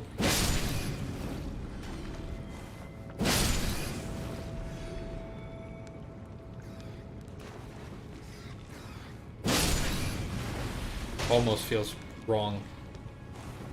Like, I'm kind of surprised that so many people are like scared of and really dislike rats. I've always like kind of liked them. It's just like a small, pretty cute, like friendly looking mammal. They're also very, very intelligent. It's like one of the few pets you can have that will like really recognize you and have like a bit of a social bond with them.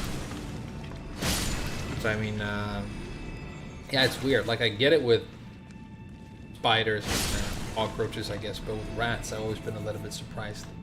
I guess it's because, you know, they show up in your house and you don't want them there. Stuff like that. But I've always kind of liked rats. There was this, the hotel I worked for in Japan, it was an old building. We had a very large, like industrial-sized kitchen, but most of the kitchen was never used at all. Just a small area near the restaurants where they made all the food, you know, the one shift that we had. And so I mean, imagine like the kitchen from Jurassic Park, right? At the end, kind of like that, and like 90% of it has been empty and unused for years. And there was this old service elevator, you know, that you could send food up with back when the building was configured for something else. It wasn't originally a hotel. I'm lost, by the way.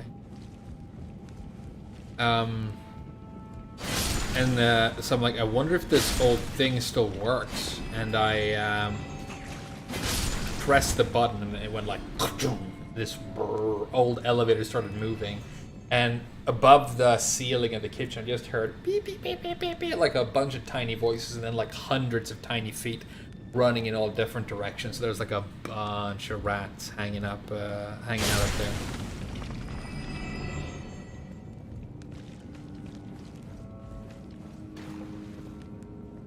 Okay, this looks like some sort of progress. There's a guy, you know.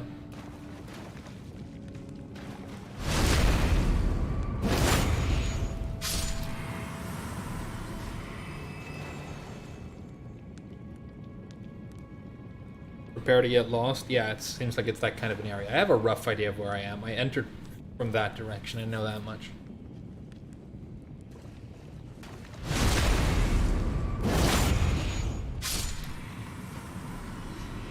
Oh, nice item that I want.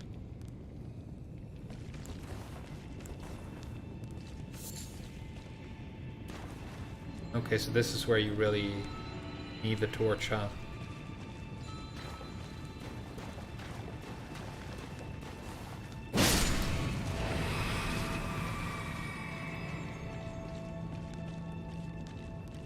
There's a little bell ringing dude.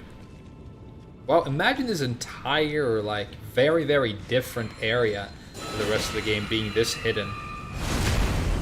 Cross up, like in Street Fighter. You guys like that?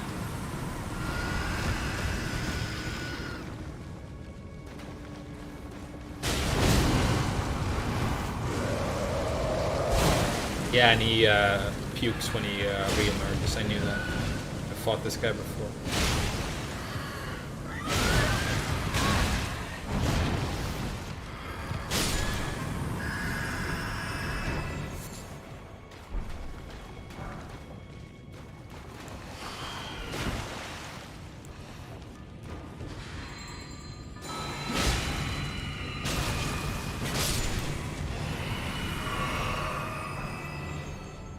I mean, we're getting like nice smithing stones and stuff, so I guess it's worth being down here. Not somewhere you'd want to live, though. So much underground. Is that it for this area? Was I mainly here for the smithing stone? What do you guys think? Do I leave this area and go back in the pipe? Your homies hate royal revenants. Even when I fought those enemies for the first time, they weren't that big of a deal. They have that, you know, classic Dark Souls attack where they go haywire and attack like a bunch, but, you know, you've seen it before. You just go to the side. You disengage your target lock so that you can move further to the side, and you're not locked into your opponent the way you are when you move sideways in Tekken, and then you can just avoid it, usually.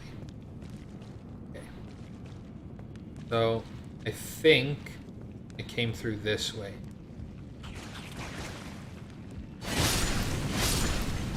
No, because these snails aren't dead, so I haven't been through this way.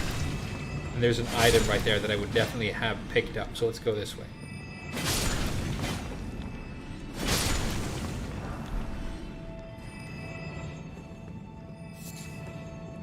Maybe...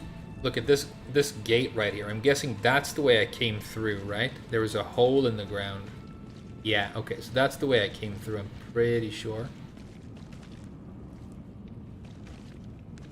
And then I've been to the left. Do we have like some of these items that usually exist in these games that you can leave around so that you know where you've been and stuff? You could leave one here.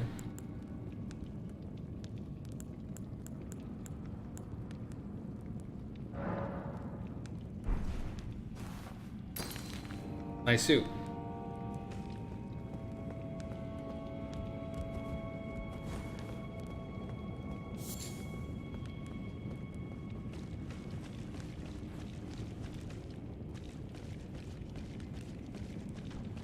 Look how cool my character is. This is so epic. Oh, there's still Omen dudes down here? Poor guys. You really did not get a nice place to live.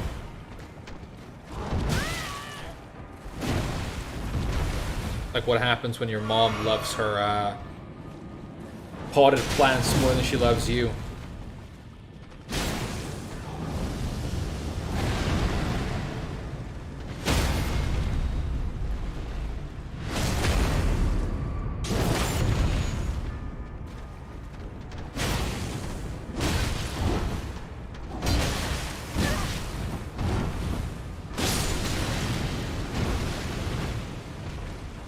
Another guy?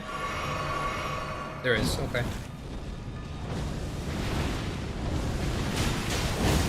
to push him out of this, so I can get some space to fight him. Yeah, the Asher War on this thing is kind of great.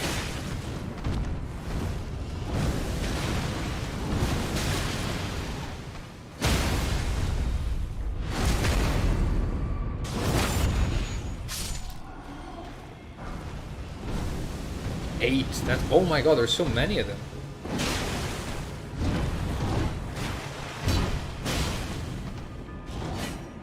Nice jump.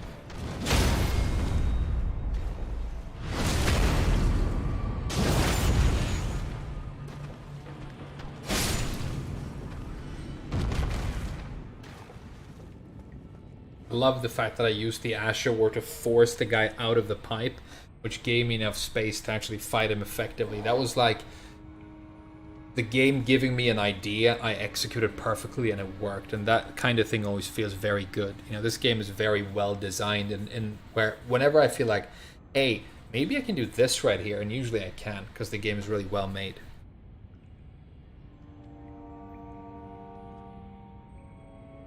There's much more? Okay. Kind of high IQ. That's high praise coming from you, Vapid Zero. Because you've been calling me stupid today. Hey, I know where this is. I remember looking through that. Great. It's another little shortcut, isn't it? More smithing stones. I'm going to have a sick weapon when I'm done here.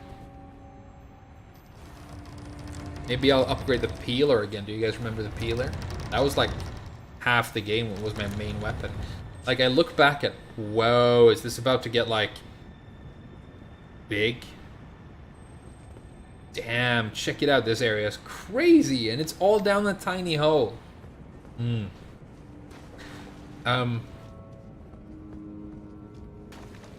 Yeah, if I think back on all the friends I made along the way, and when by friends I mean weapons, some of them, like I get emotional thinking about how many great weapons I've used this amazing playthrough so far. I'm glad that I went for like a lot of variety as well. Because every weapon was very useful and did specific things for me and helped me along. But none of them lasted forever. Remember, I started with the broadsword, and that took me to Margit.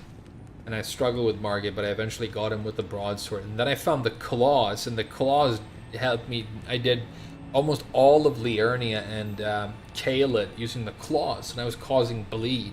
And then I realized that bleed is like arcane in this game, and I wasn't going for arcane, so I kind of left the claws, and I picked up the peeler. Yes, I fought the Godskin Apostle with the claws on the hillside, and he dropped the peeler.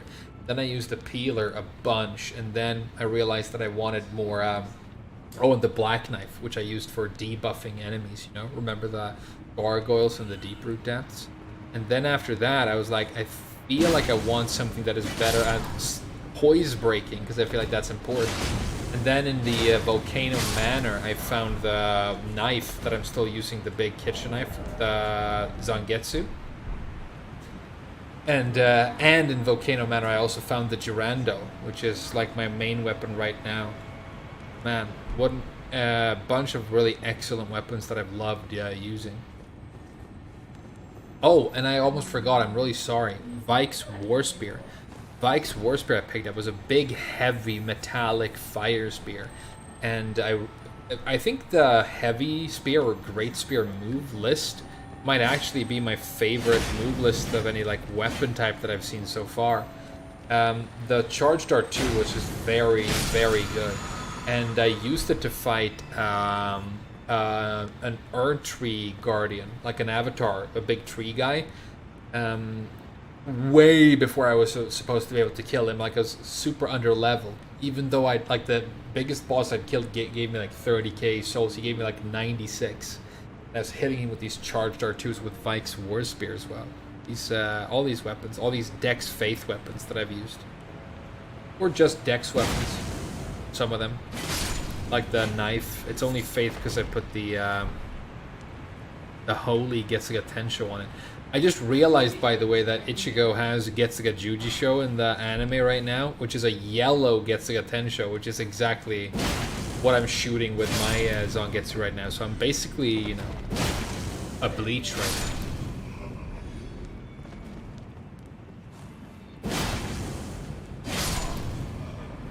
One of these flower guys again. Remember them?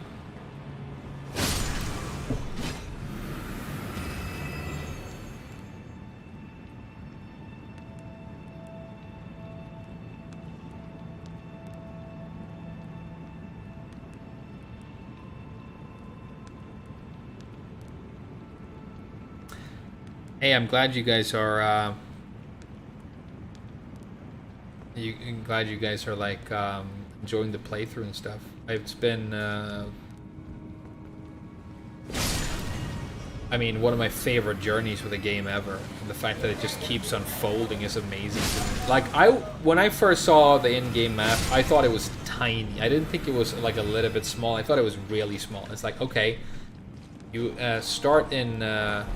Whatever it's called, place with all the trees, and then you go to Liurnia the Lakes, which is the same but with water. Oh no, basilisks. Of course, there had to be basilisks in the catacombs or the sewers. And then you go to Caelid, and it's the same thing but red. And then you go to the Altus Plateau, and it's the same thing but with like a city. But then the fact that like a map almost as big as the overworld existed underground was crazy, and then, you know, all these other areas have been popping up, so in the end the game actually feels huge, but it didn't in the beginning. I mean, compare it to something like a map in World of Warcraft and it's like nothing, right? Damn, did you get lost down here? That's rough, dude. You're not Omen.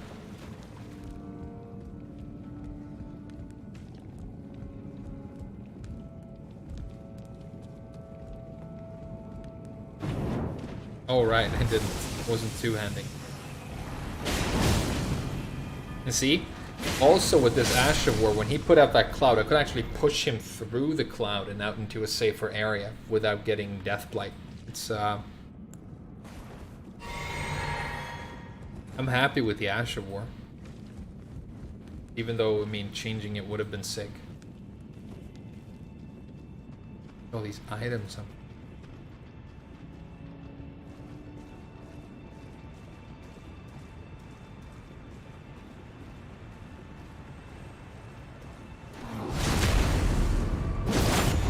This guy kind of looks bigger than the others. I don't know if I'm imagining that.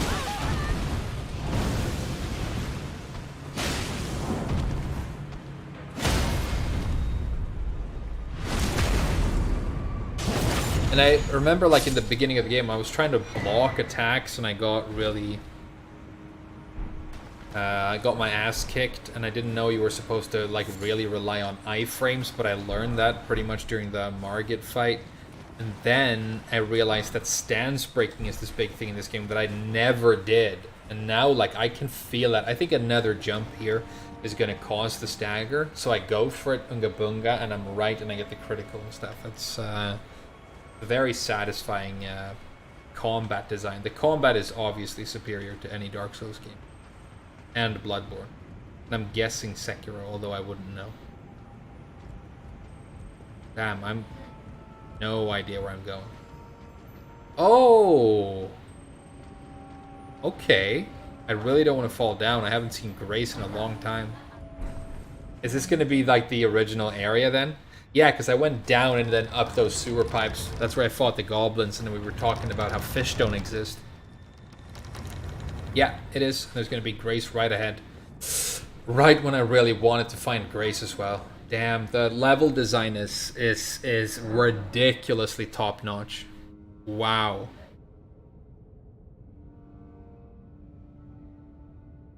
Whirlwind Ash where you can ricochet. That sounds cool. Black knife for frogs.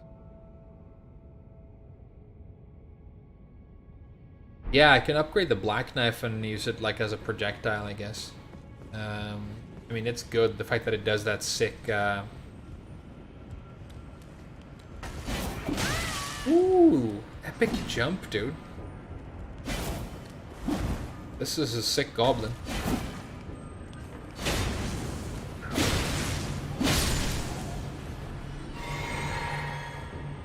Oh, drank the wrong thing.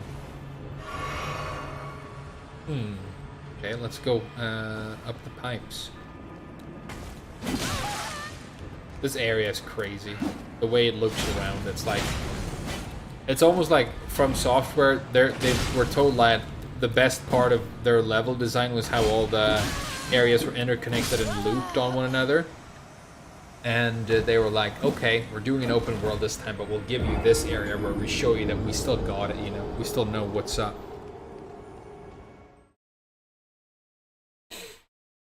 晴れてきてよ、めっちゃ。うん。気持ちよさそう。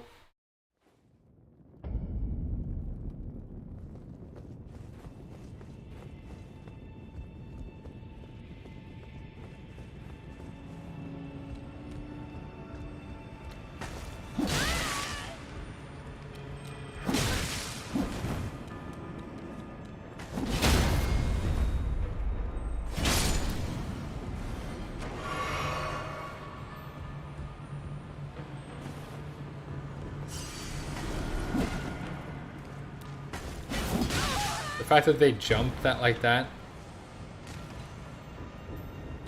You can't get back up there now, right?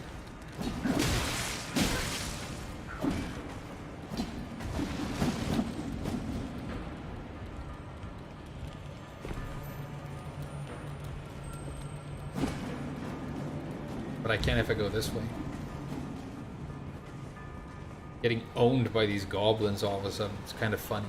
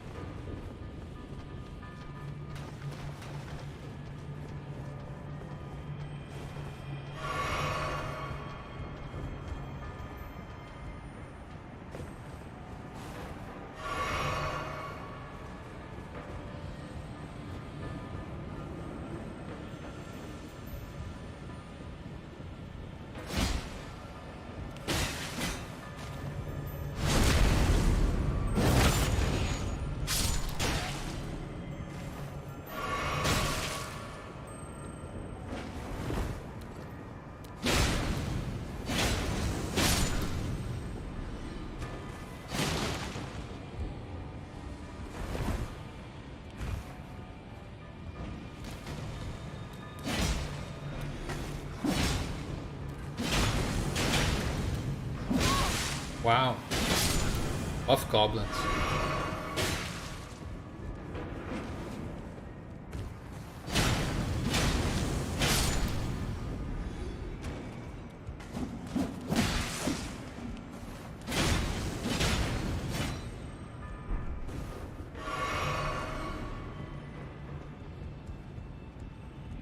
What a huge, weird area. Okay. That's gonna loop back down to the is that where I fought the crayfish? I mean, it obviously wants me to go in the hole, right? Yeah.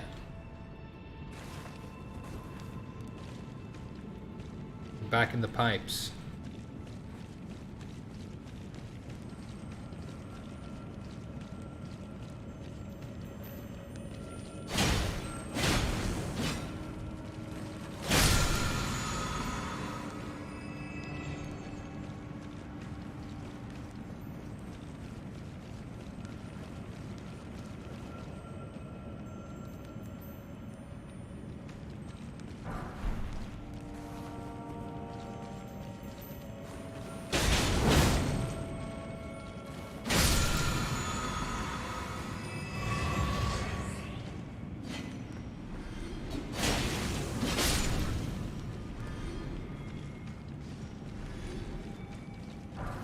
Kind of happy that it was a dead end with a good item, because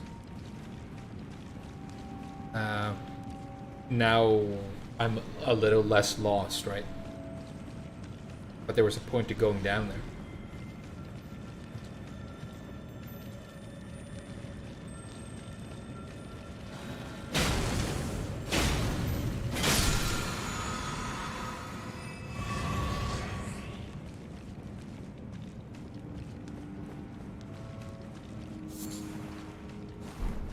I have yellow.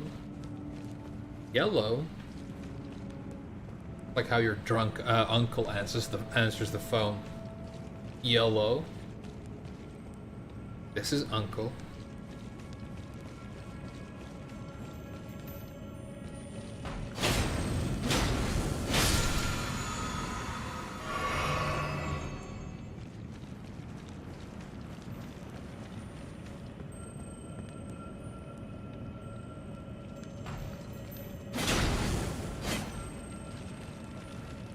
Shouldn't run after them blindly like this. The game has used them to set up ambushes before. Damn, they give nothing nice, these guys.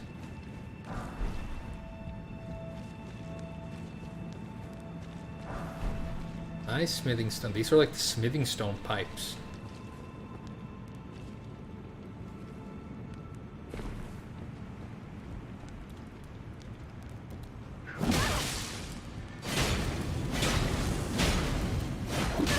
How did that whiff?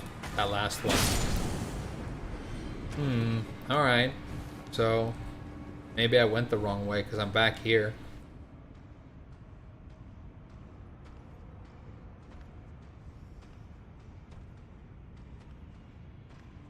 Red ones, yeah, I know they give you flasks, but I feel like there are more. Like, some of them give me materials, some of them give me ashes of war. I don't know. I'm not gonna rest at the Grace though, because all these enemies, I'd prefer if they stay dead. Okay, so do you guys think I should go and jump in that pipe again, or should I go back that way?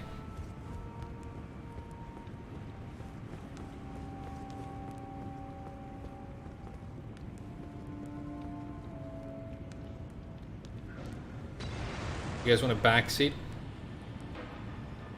They're color coded, yeah, but like the white and the blue look the same kind of. The loot package is very real.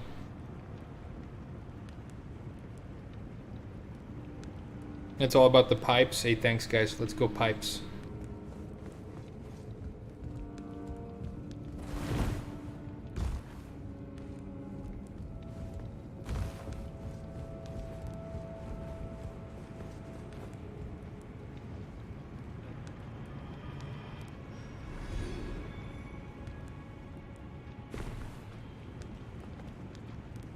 Oh, that's the guy that I said felt like he was a more buff omen than the other buff omens, right? Okay.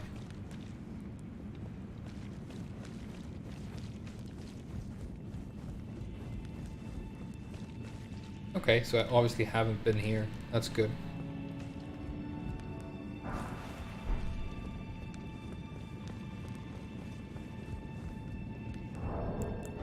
We'll leave one of these here, and I'll know that this is the way I came in. You go this way. Because I think everything on the other side I sort of explored. So I've got two options here. Then this yellow means don't go that way, because that way's done.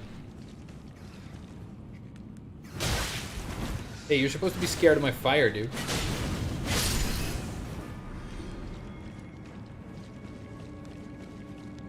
Ooh, that's the first time I've gotten pricked by one of those holes.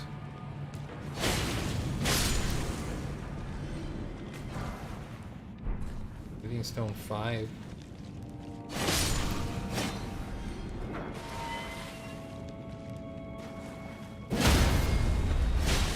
Just back by the basilisks. I remember this area. Remember that door. And I wish I hadn't fallen down.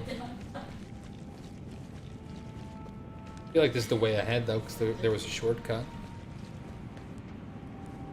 We're going deeper underground, just like the shitty Godzilla song by Jamiroquai.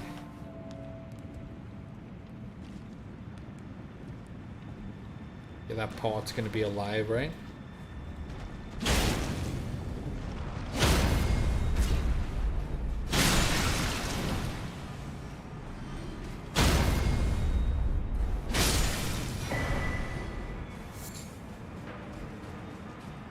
Eating dumplings and stuff. All kinds of food down here, so that's good.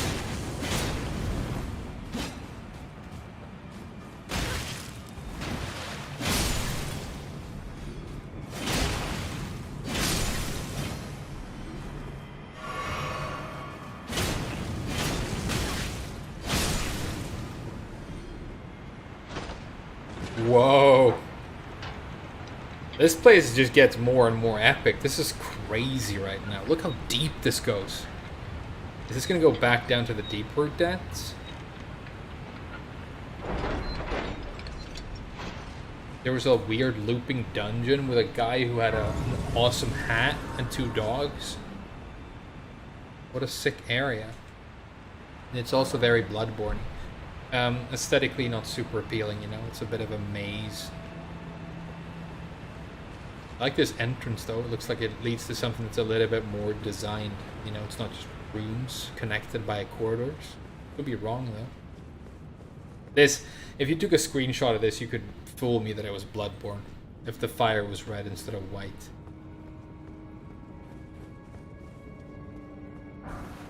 Nice, bunch of smithing stones. I'm glad I went down here because now I can like take one of my other weapons and get it up to.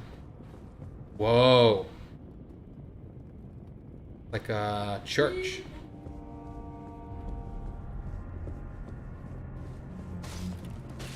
Mo? Damn, are they running out of ideas?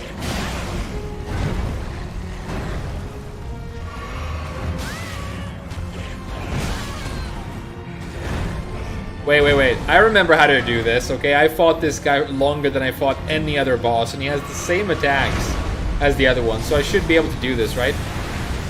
Forward roll against blood projectile.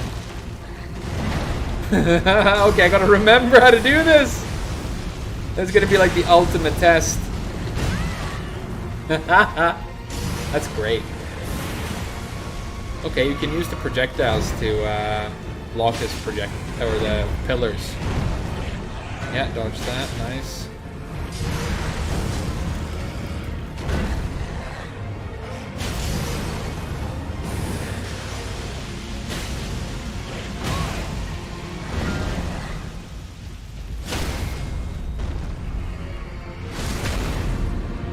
We get a free jump attack here. I remember that.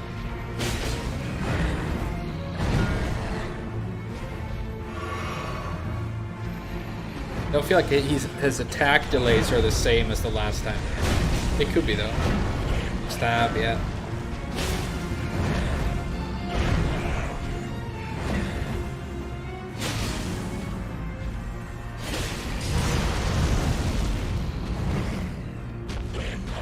There we go. This is it. And the stab? Yeah. Yeah, I remember.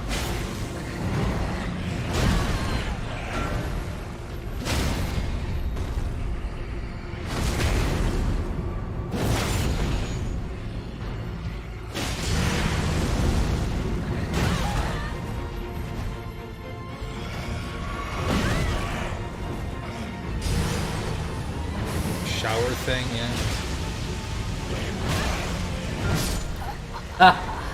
I was gonna one-shot him so easily, and then I got greedy and dumb.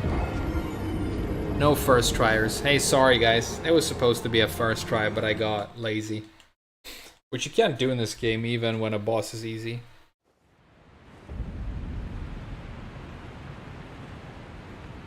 Don't worry about it. I got it this time.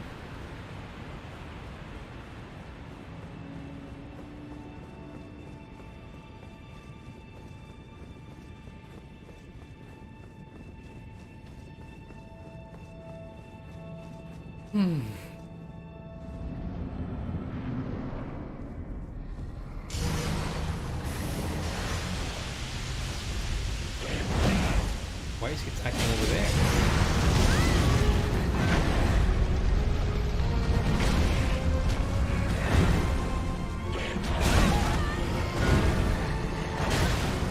Right, when he pulls out, it damages you.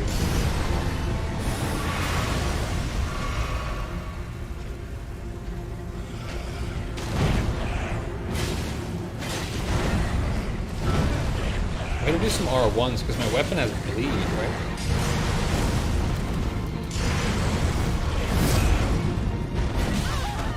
Okay, in the other fight you could attack that swing.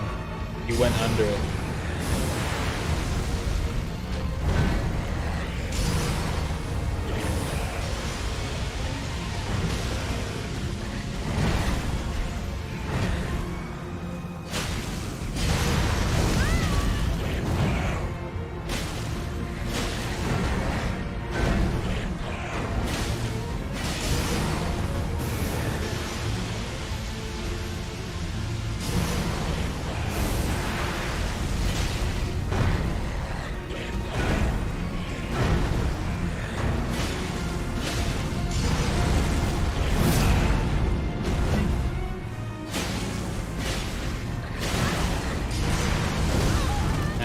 side roll against that is not good.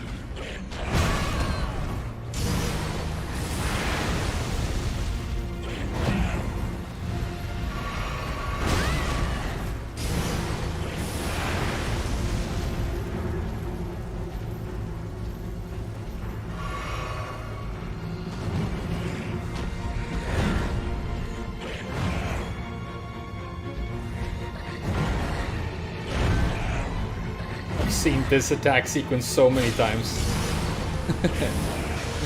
I fought him for 4 hours. Forward diagonal against the blood, roll in here, big swing, there it is. I'm not attacking because I just want to see like if I really did learn how to dodge him. I feel like I did, right? That's still very fast though.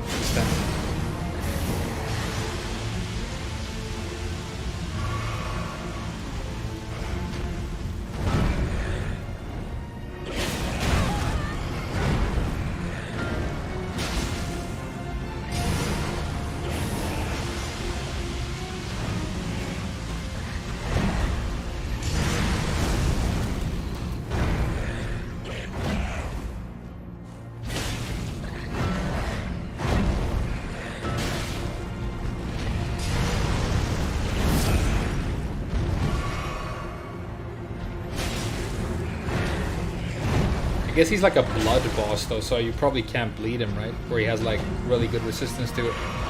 So I should probably just go for a stagger, honestly.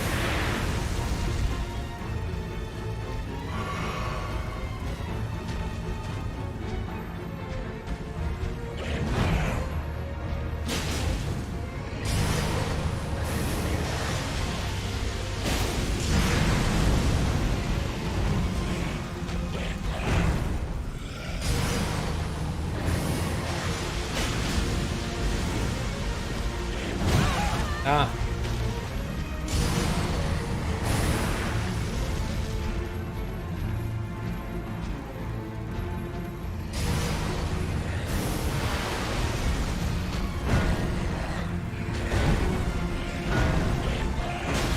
I always forget about the upwards thing. Roll in again.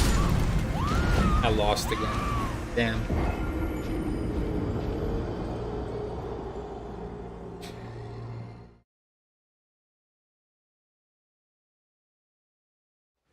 Not really 165 bosses. Well, I feel like... Yeah, I'm kind of cosplaying Mogan in a way, and because he's been like the big defining fight of my run so far, I kind of love that. You know what I mean? What I obviously should do here to gamify this is I should switch to the knife. I could replace, because that's what I used to fight the other Moog. I'm guessing he probably has really good fire resistance, right?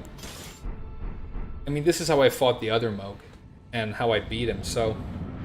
Maybe, you know, it's like poetry, it rhymes. It's just like a shitty Star Wars movie. Let's go.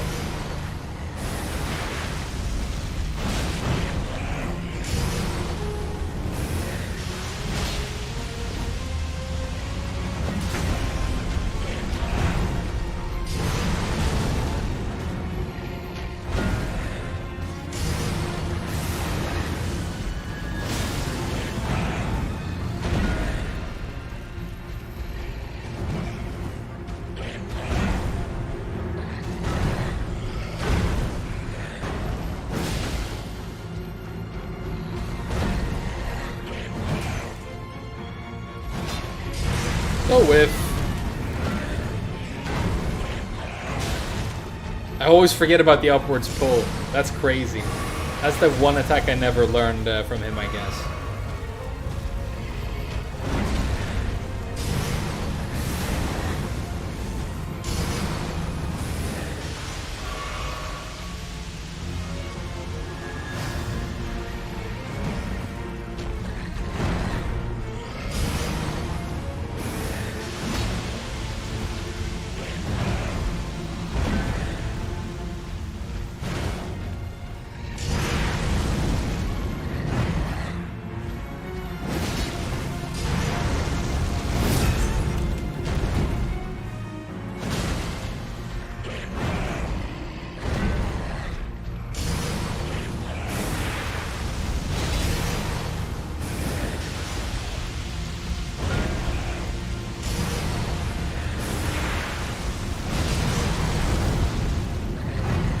This is it.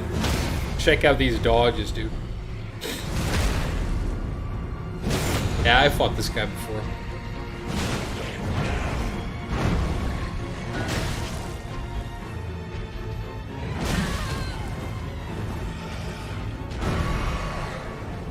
Did he just get stuck in the ceiling? This game's great.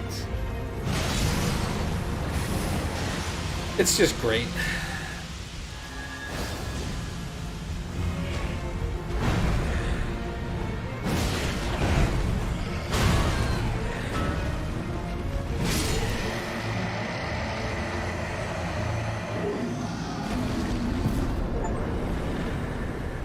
Blood Flame Talents. I thought I already had that.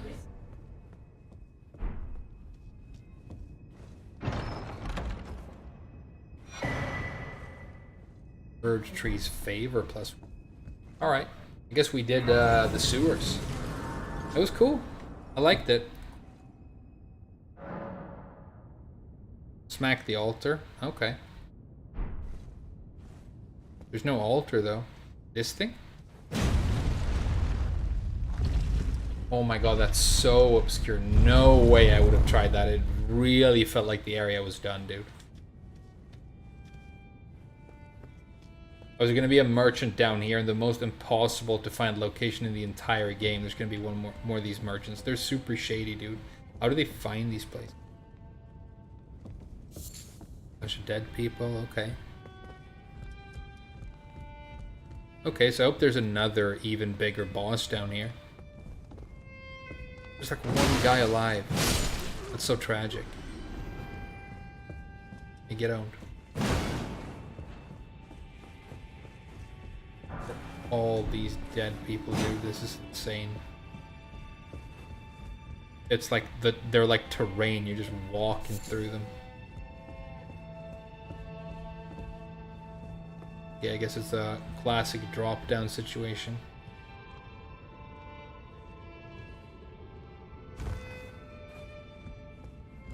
Yeah, this is a thing you can really do in this game. You can use your target lock to find enemies in the dark when they're hiding from afar.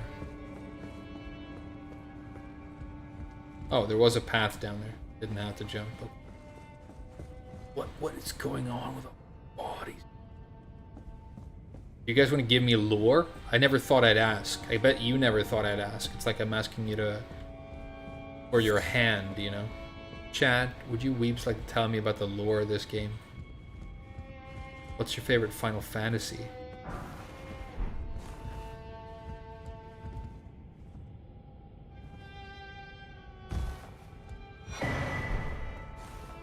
More cookbooks?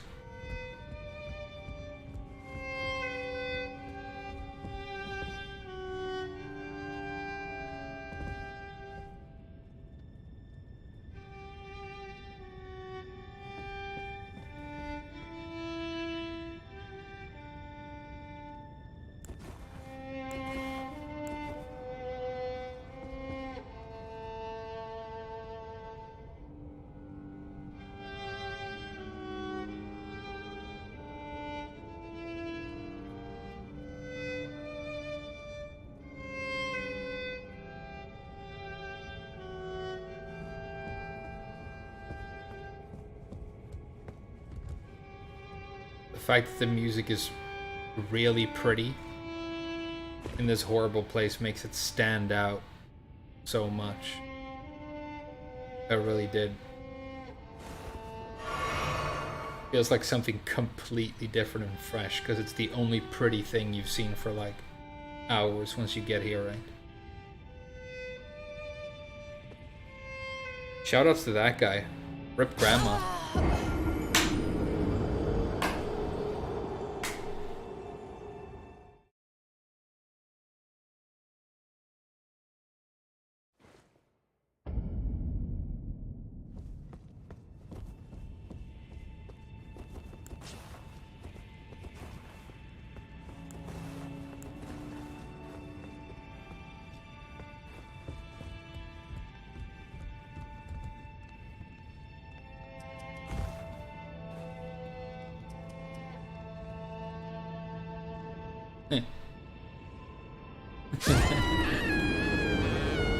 Even though they've added a jump in this game, it's still you're still hitting ledges like that, and yeah, the classic thing, the classic shitty Dark Souls platforming.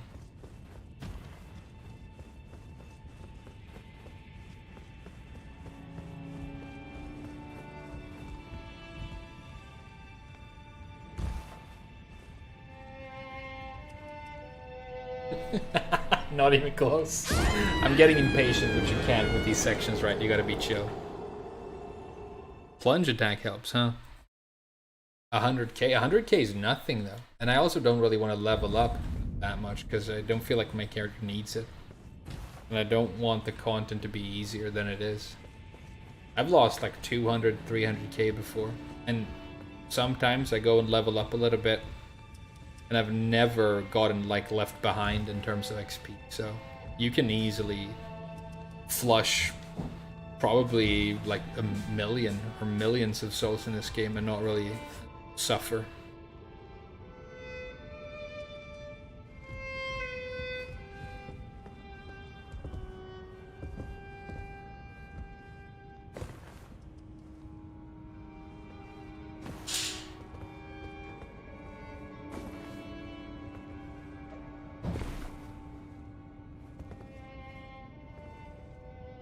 I'd rather do this jumping puzzle with the music than without. Glad I didn't kill that guy. Like the first time my character's ever shown mercy since I started this playthrough. And I make it to the one that's beneath me, that doesn't really feel possible. That worked though. Alright. Oh, come on, man.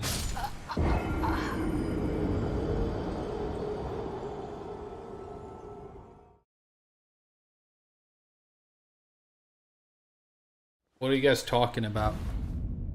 Crumbling Faroum Azula?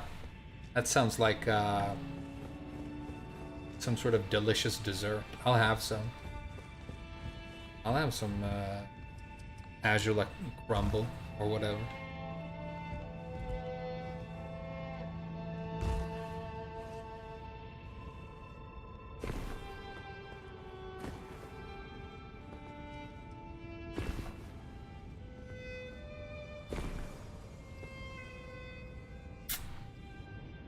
That jump worked last time.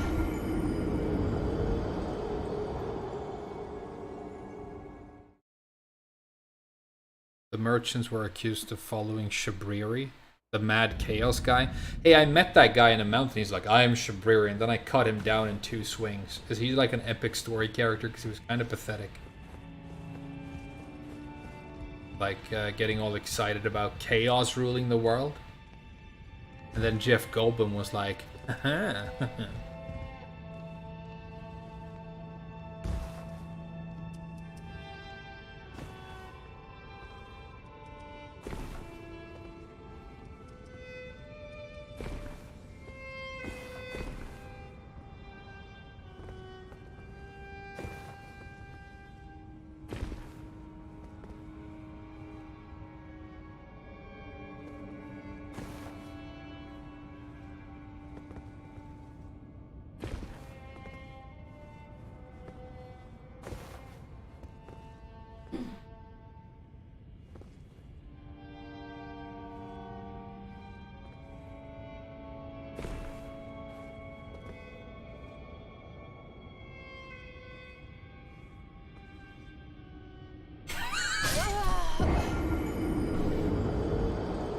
That was the last one, and there was an item.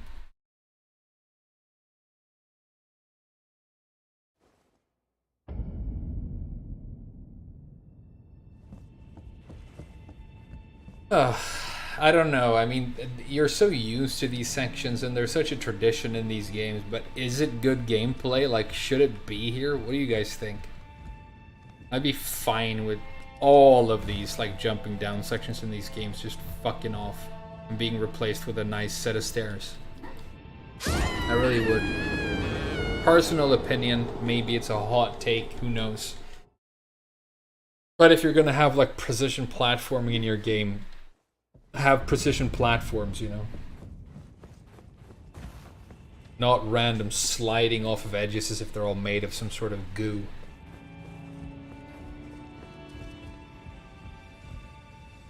Okay, I'm gonna get it this time. Nice and patient.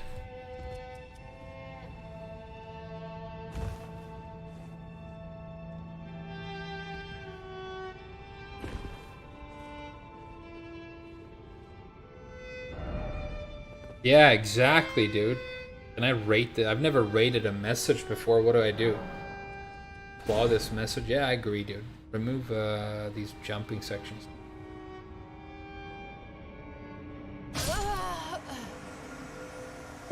You spent an hour here? Yeah, well, it's you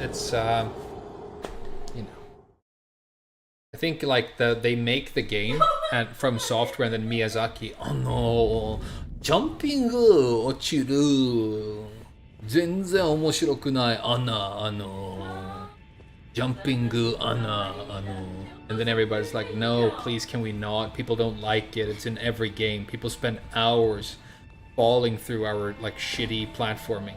And Miyazaki's like, jumping puzzle, And then Harada comes in. He's like, Hop kick, desu ne. Tekken wa desu ne. Hop kick desu ne. Tekken 7 wa desu ne. And then Michael Murray's like tweeting in the corner. Man, I wish Evo was happening so I could show a trailer.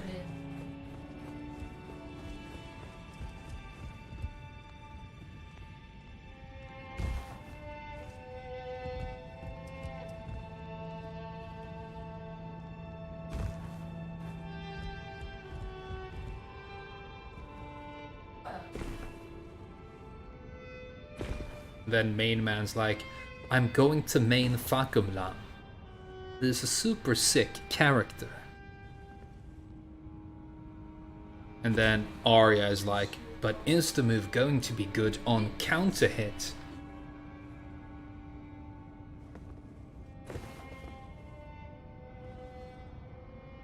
And King J's like, clip that, you know? And the world goes round.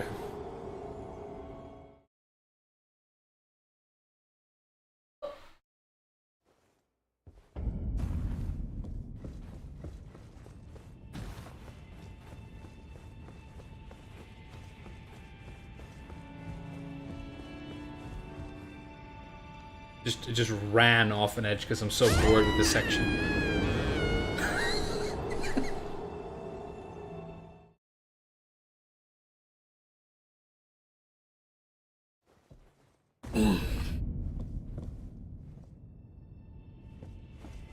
I'm gonna end the stream at 1 o'clock, so I've got 10 minutes to clear this jumping puzzle.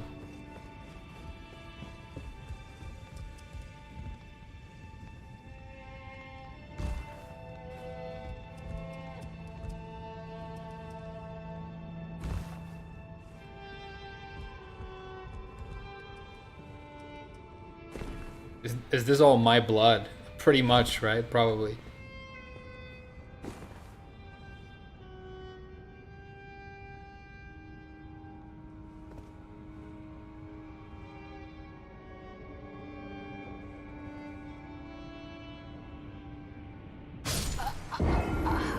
Is there a sick boss down here? Because if there isn't, I think I'm gonna leave.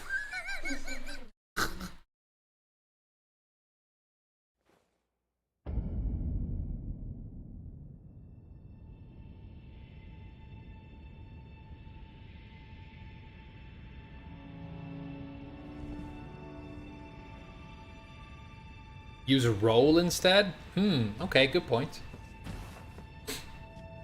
You said Main Man should be arrested for his opinions lately? What opinions? I know, I'm not going to take your word for it when you describe his opinions because it's going to be his opinions through, you know, the lens of a bunch of weebs in chat who, you know, like Final Fantasy VII because their first crush was Tifa Lockhart, you know, and they jerk off to... They used to jerk off to posters of Pamela Anderson and Baywatch in the 90s. But, you know. Hey, the roll is a pretty good strat. Thanks, dude. You guys want to share some of his opinions. Hey, the roll is super sick! The roll.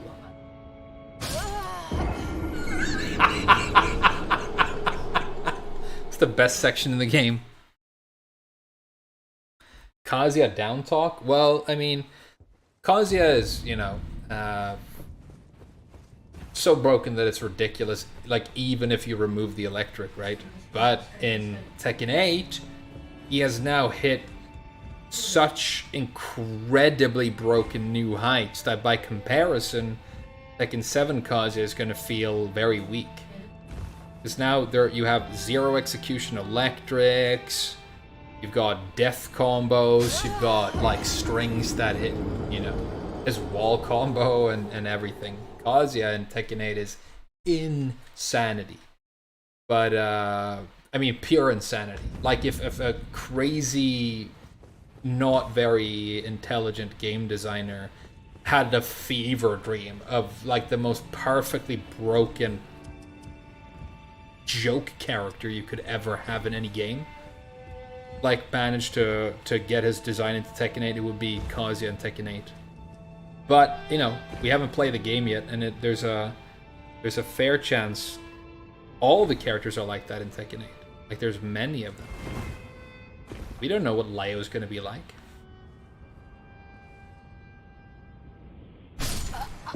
Ooh, the roll overshoots, the jump undershoots? So what do I do?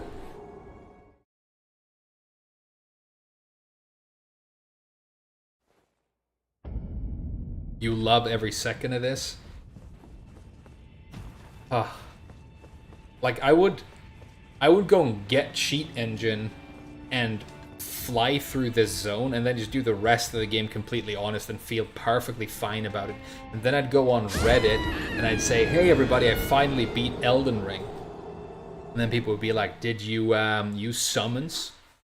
Or, and only Waifu would make a YouTube video and she would be like, people who complain about magic are incels, you know?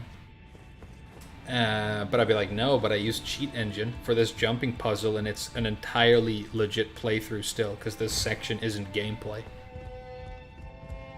This section isn't gameplay.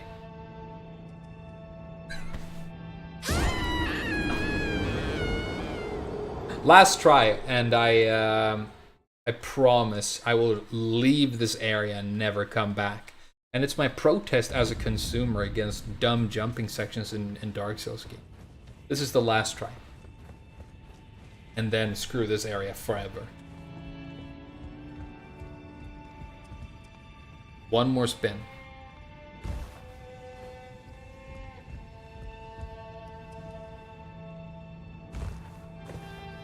Alright. Cool. I hope there wasn't a good boss fight down here. I'll never see it. Because even if I do multiple playthroughs of this game, I'm never coming back. Sorry. Good shit though, Miyazaki, you know. Maybe you'll get it right with the next game you make. Where do you guys want to go next?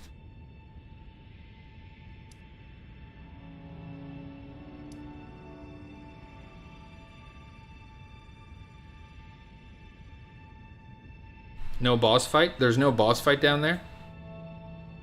There's a secret ending. Yeah, I don't give a fuck about endings. I mean, not like I know what's happening in this game. I haven't been to this tower. Do you want to check that out? Let's go to Liurnia and look for that medallion. Shortcuts and an ending. Okay, if there's no boss, then that whole thing was a waste of time anyway. One of the best bosses. 2 endings, key items. Yeah, Cadigan, you just want me to keep dying in that jumping puzzle. I think you're lying. I've never been to this giant castle.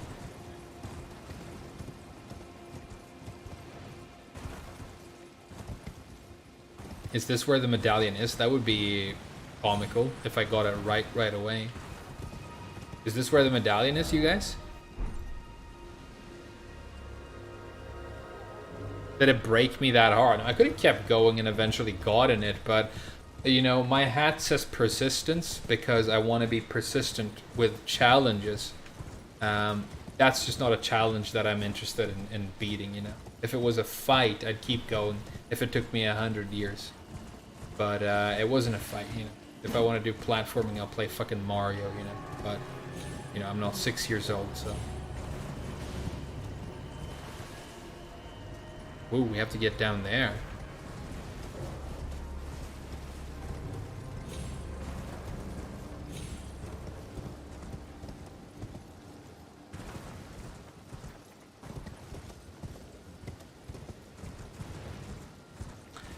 I want Miyazaki to look at data of like how all the people who bought Elden Ring play the game and realize that I did almost everything in the game except his shitty jumping puzzle. Then maybe he won't put one in the next game.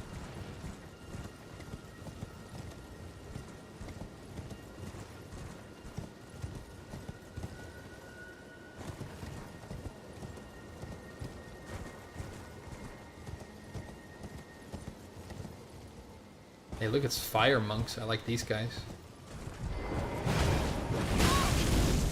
Oh, they do no damage to me now. That's sad.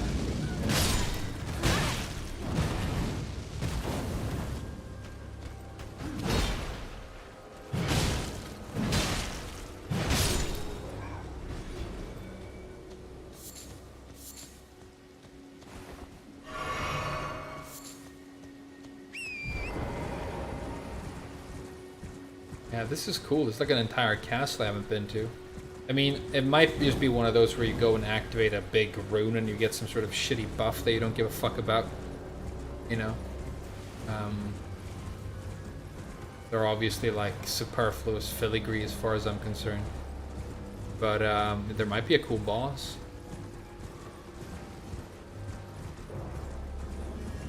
It's a cool area. I love the fact that there's this little like tower area down here. Carrion study hall, huh?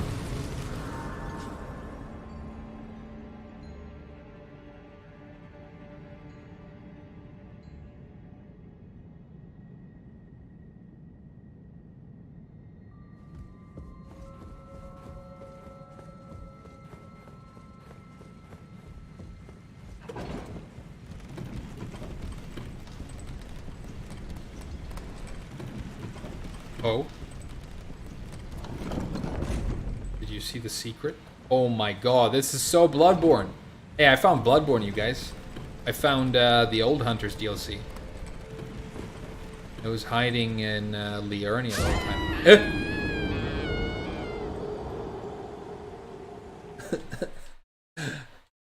I can't stop falling down, you guys. I can't stop falling into holes.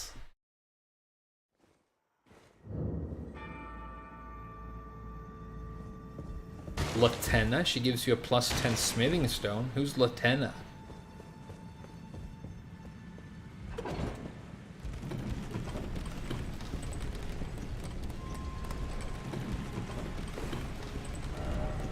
You wary of death. Hey, thanks, dude.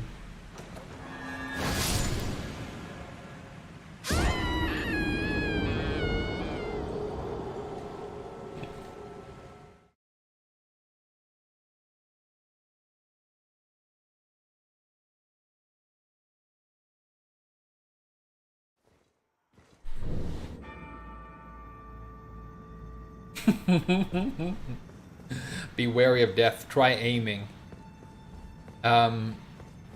Should I go in this window thing? What if I jump down here? could be something. There's water, huh? I guess my character doesn't like water. Let's not do it.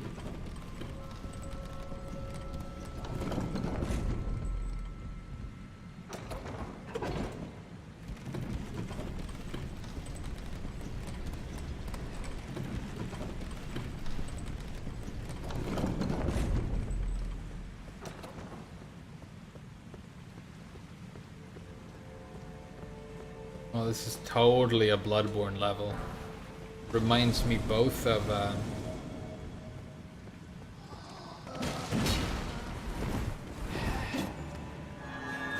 reminds me of Castle Canehurst and of the hospital in the Old Hunters. Oh, this is another like awesome area that I wouldn't have found, and I just walked in here now. This game's crazy.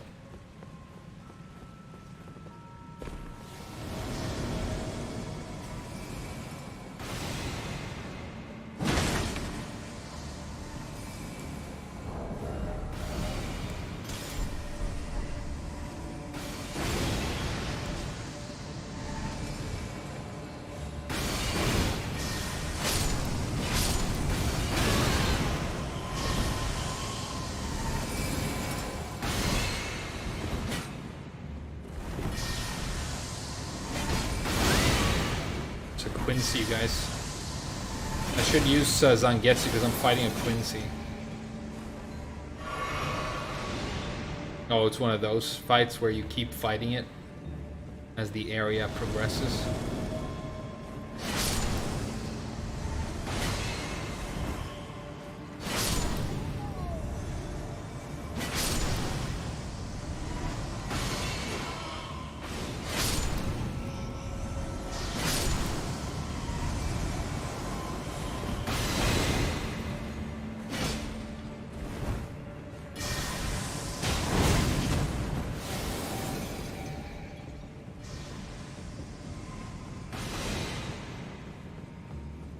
Like this area, it's super cool.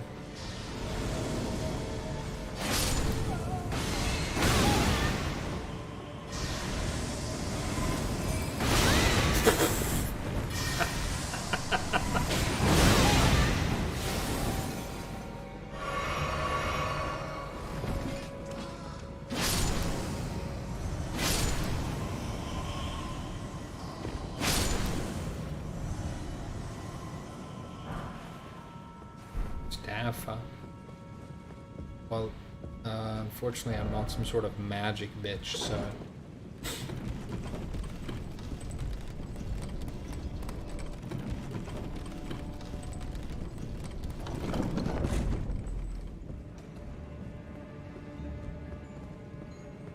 Where's the arrow guy?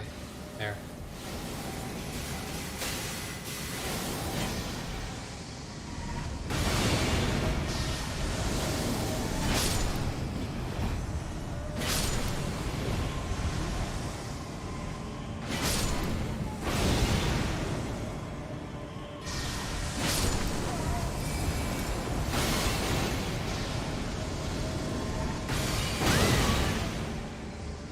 Am I being trolled?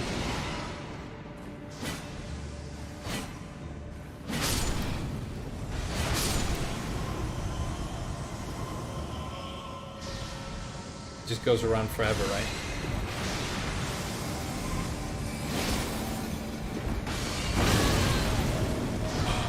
He just used Hirenkyaku. That's sick.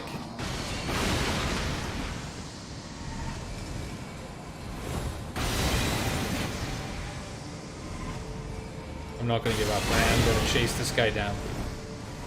Even if he does have Hirenkyaku.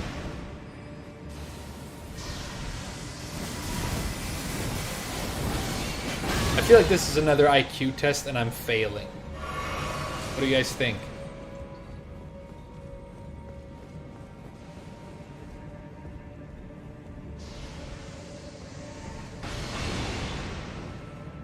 There's a ladder. Let's just go for the ladder.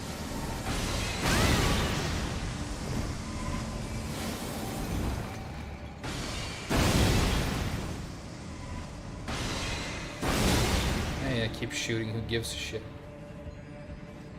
Oh no, more jumping puzzles?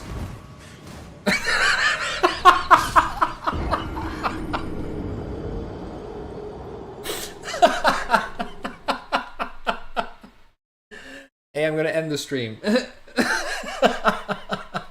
before I fall in another hole.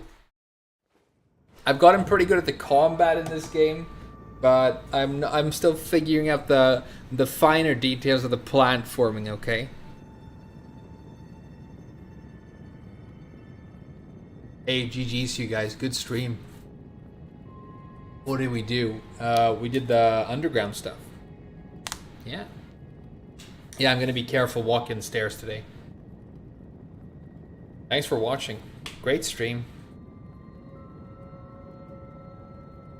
Great stream. Thanks. Thanks for watching. We'll do more soon. I mean, you guys have been telling me there's like 10% left for the last 20 hours, so I feel like there's still a bunch of game left, you know? I'll see you next time. Thanks a lot. Rip Grandma.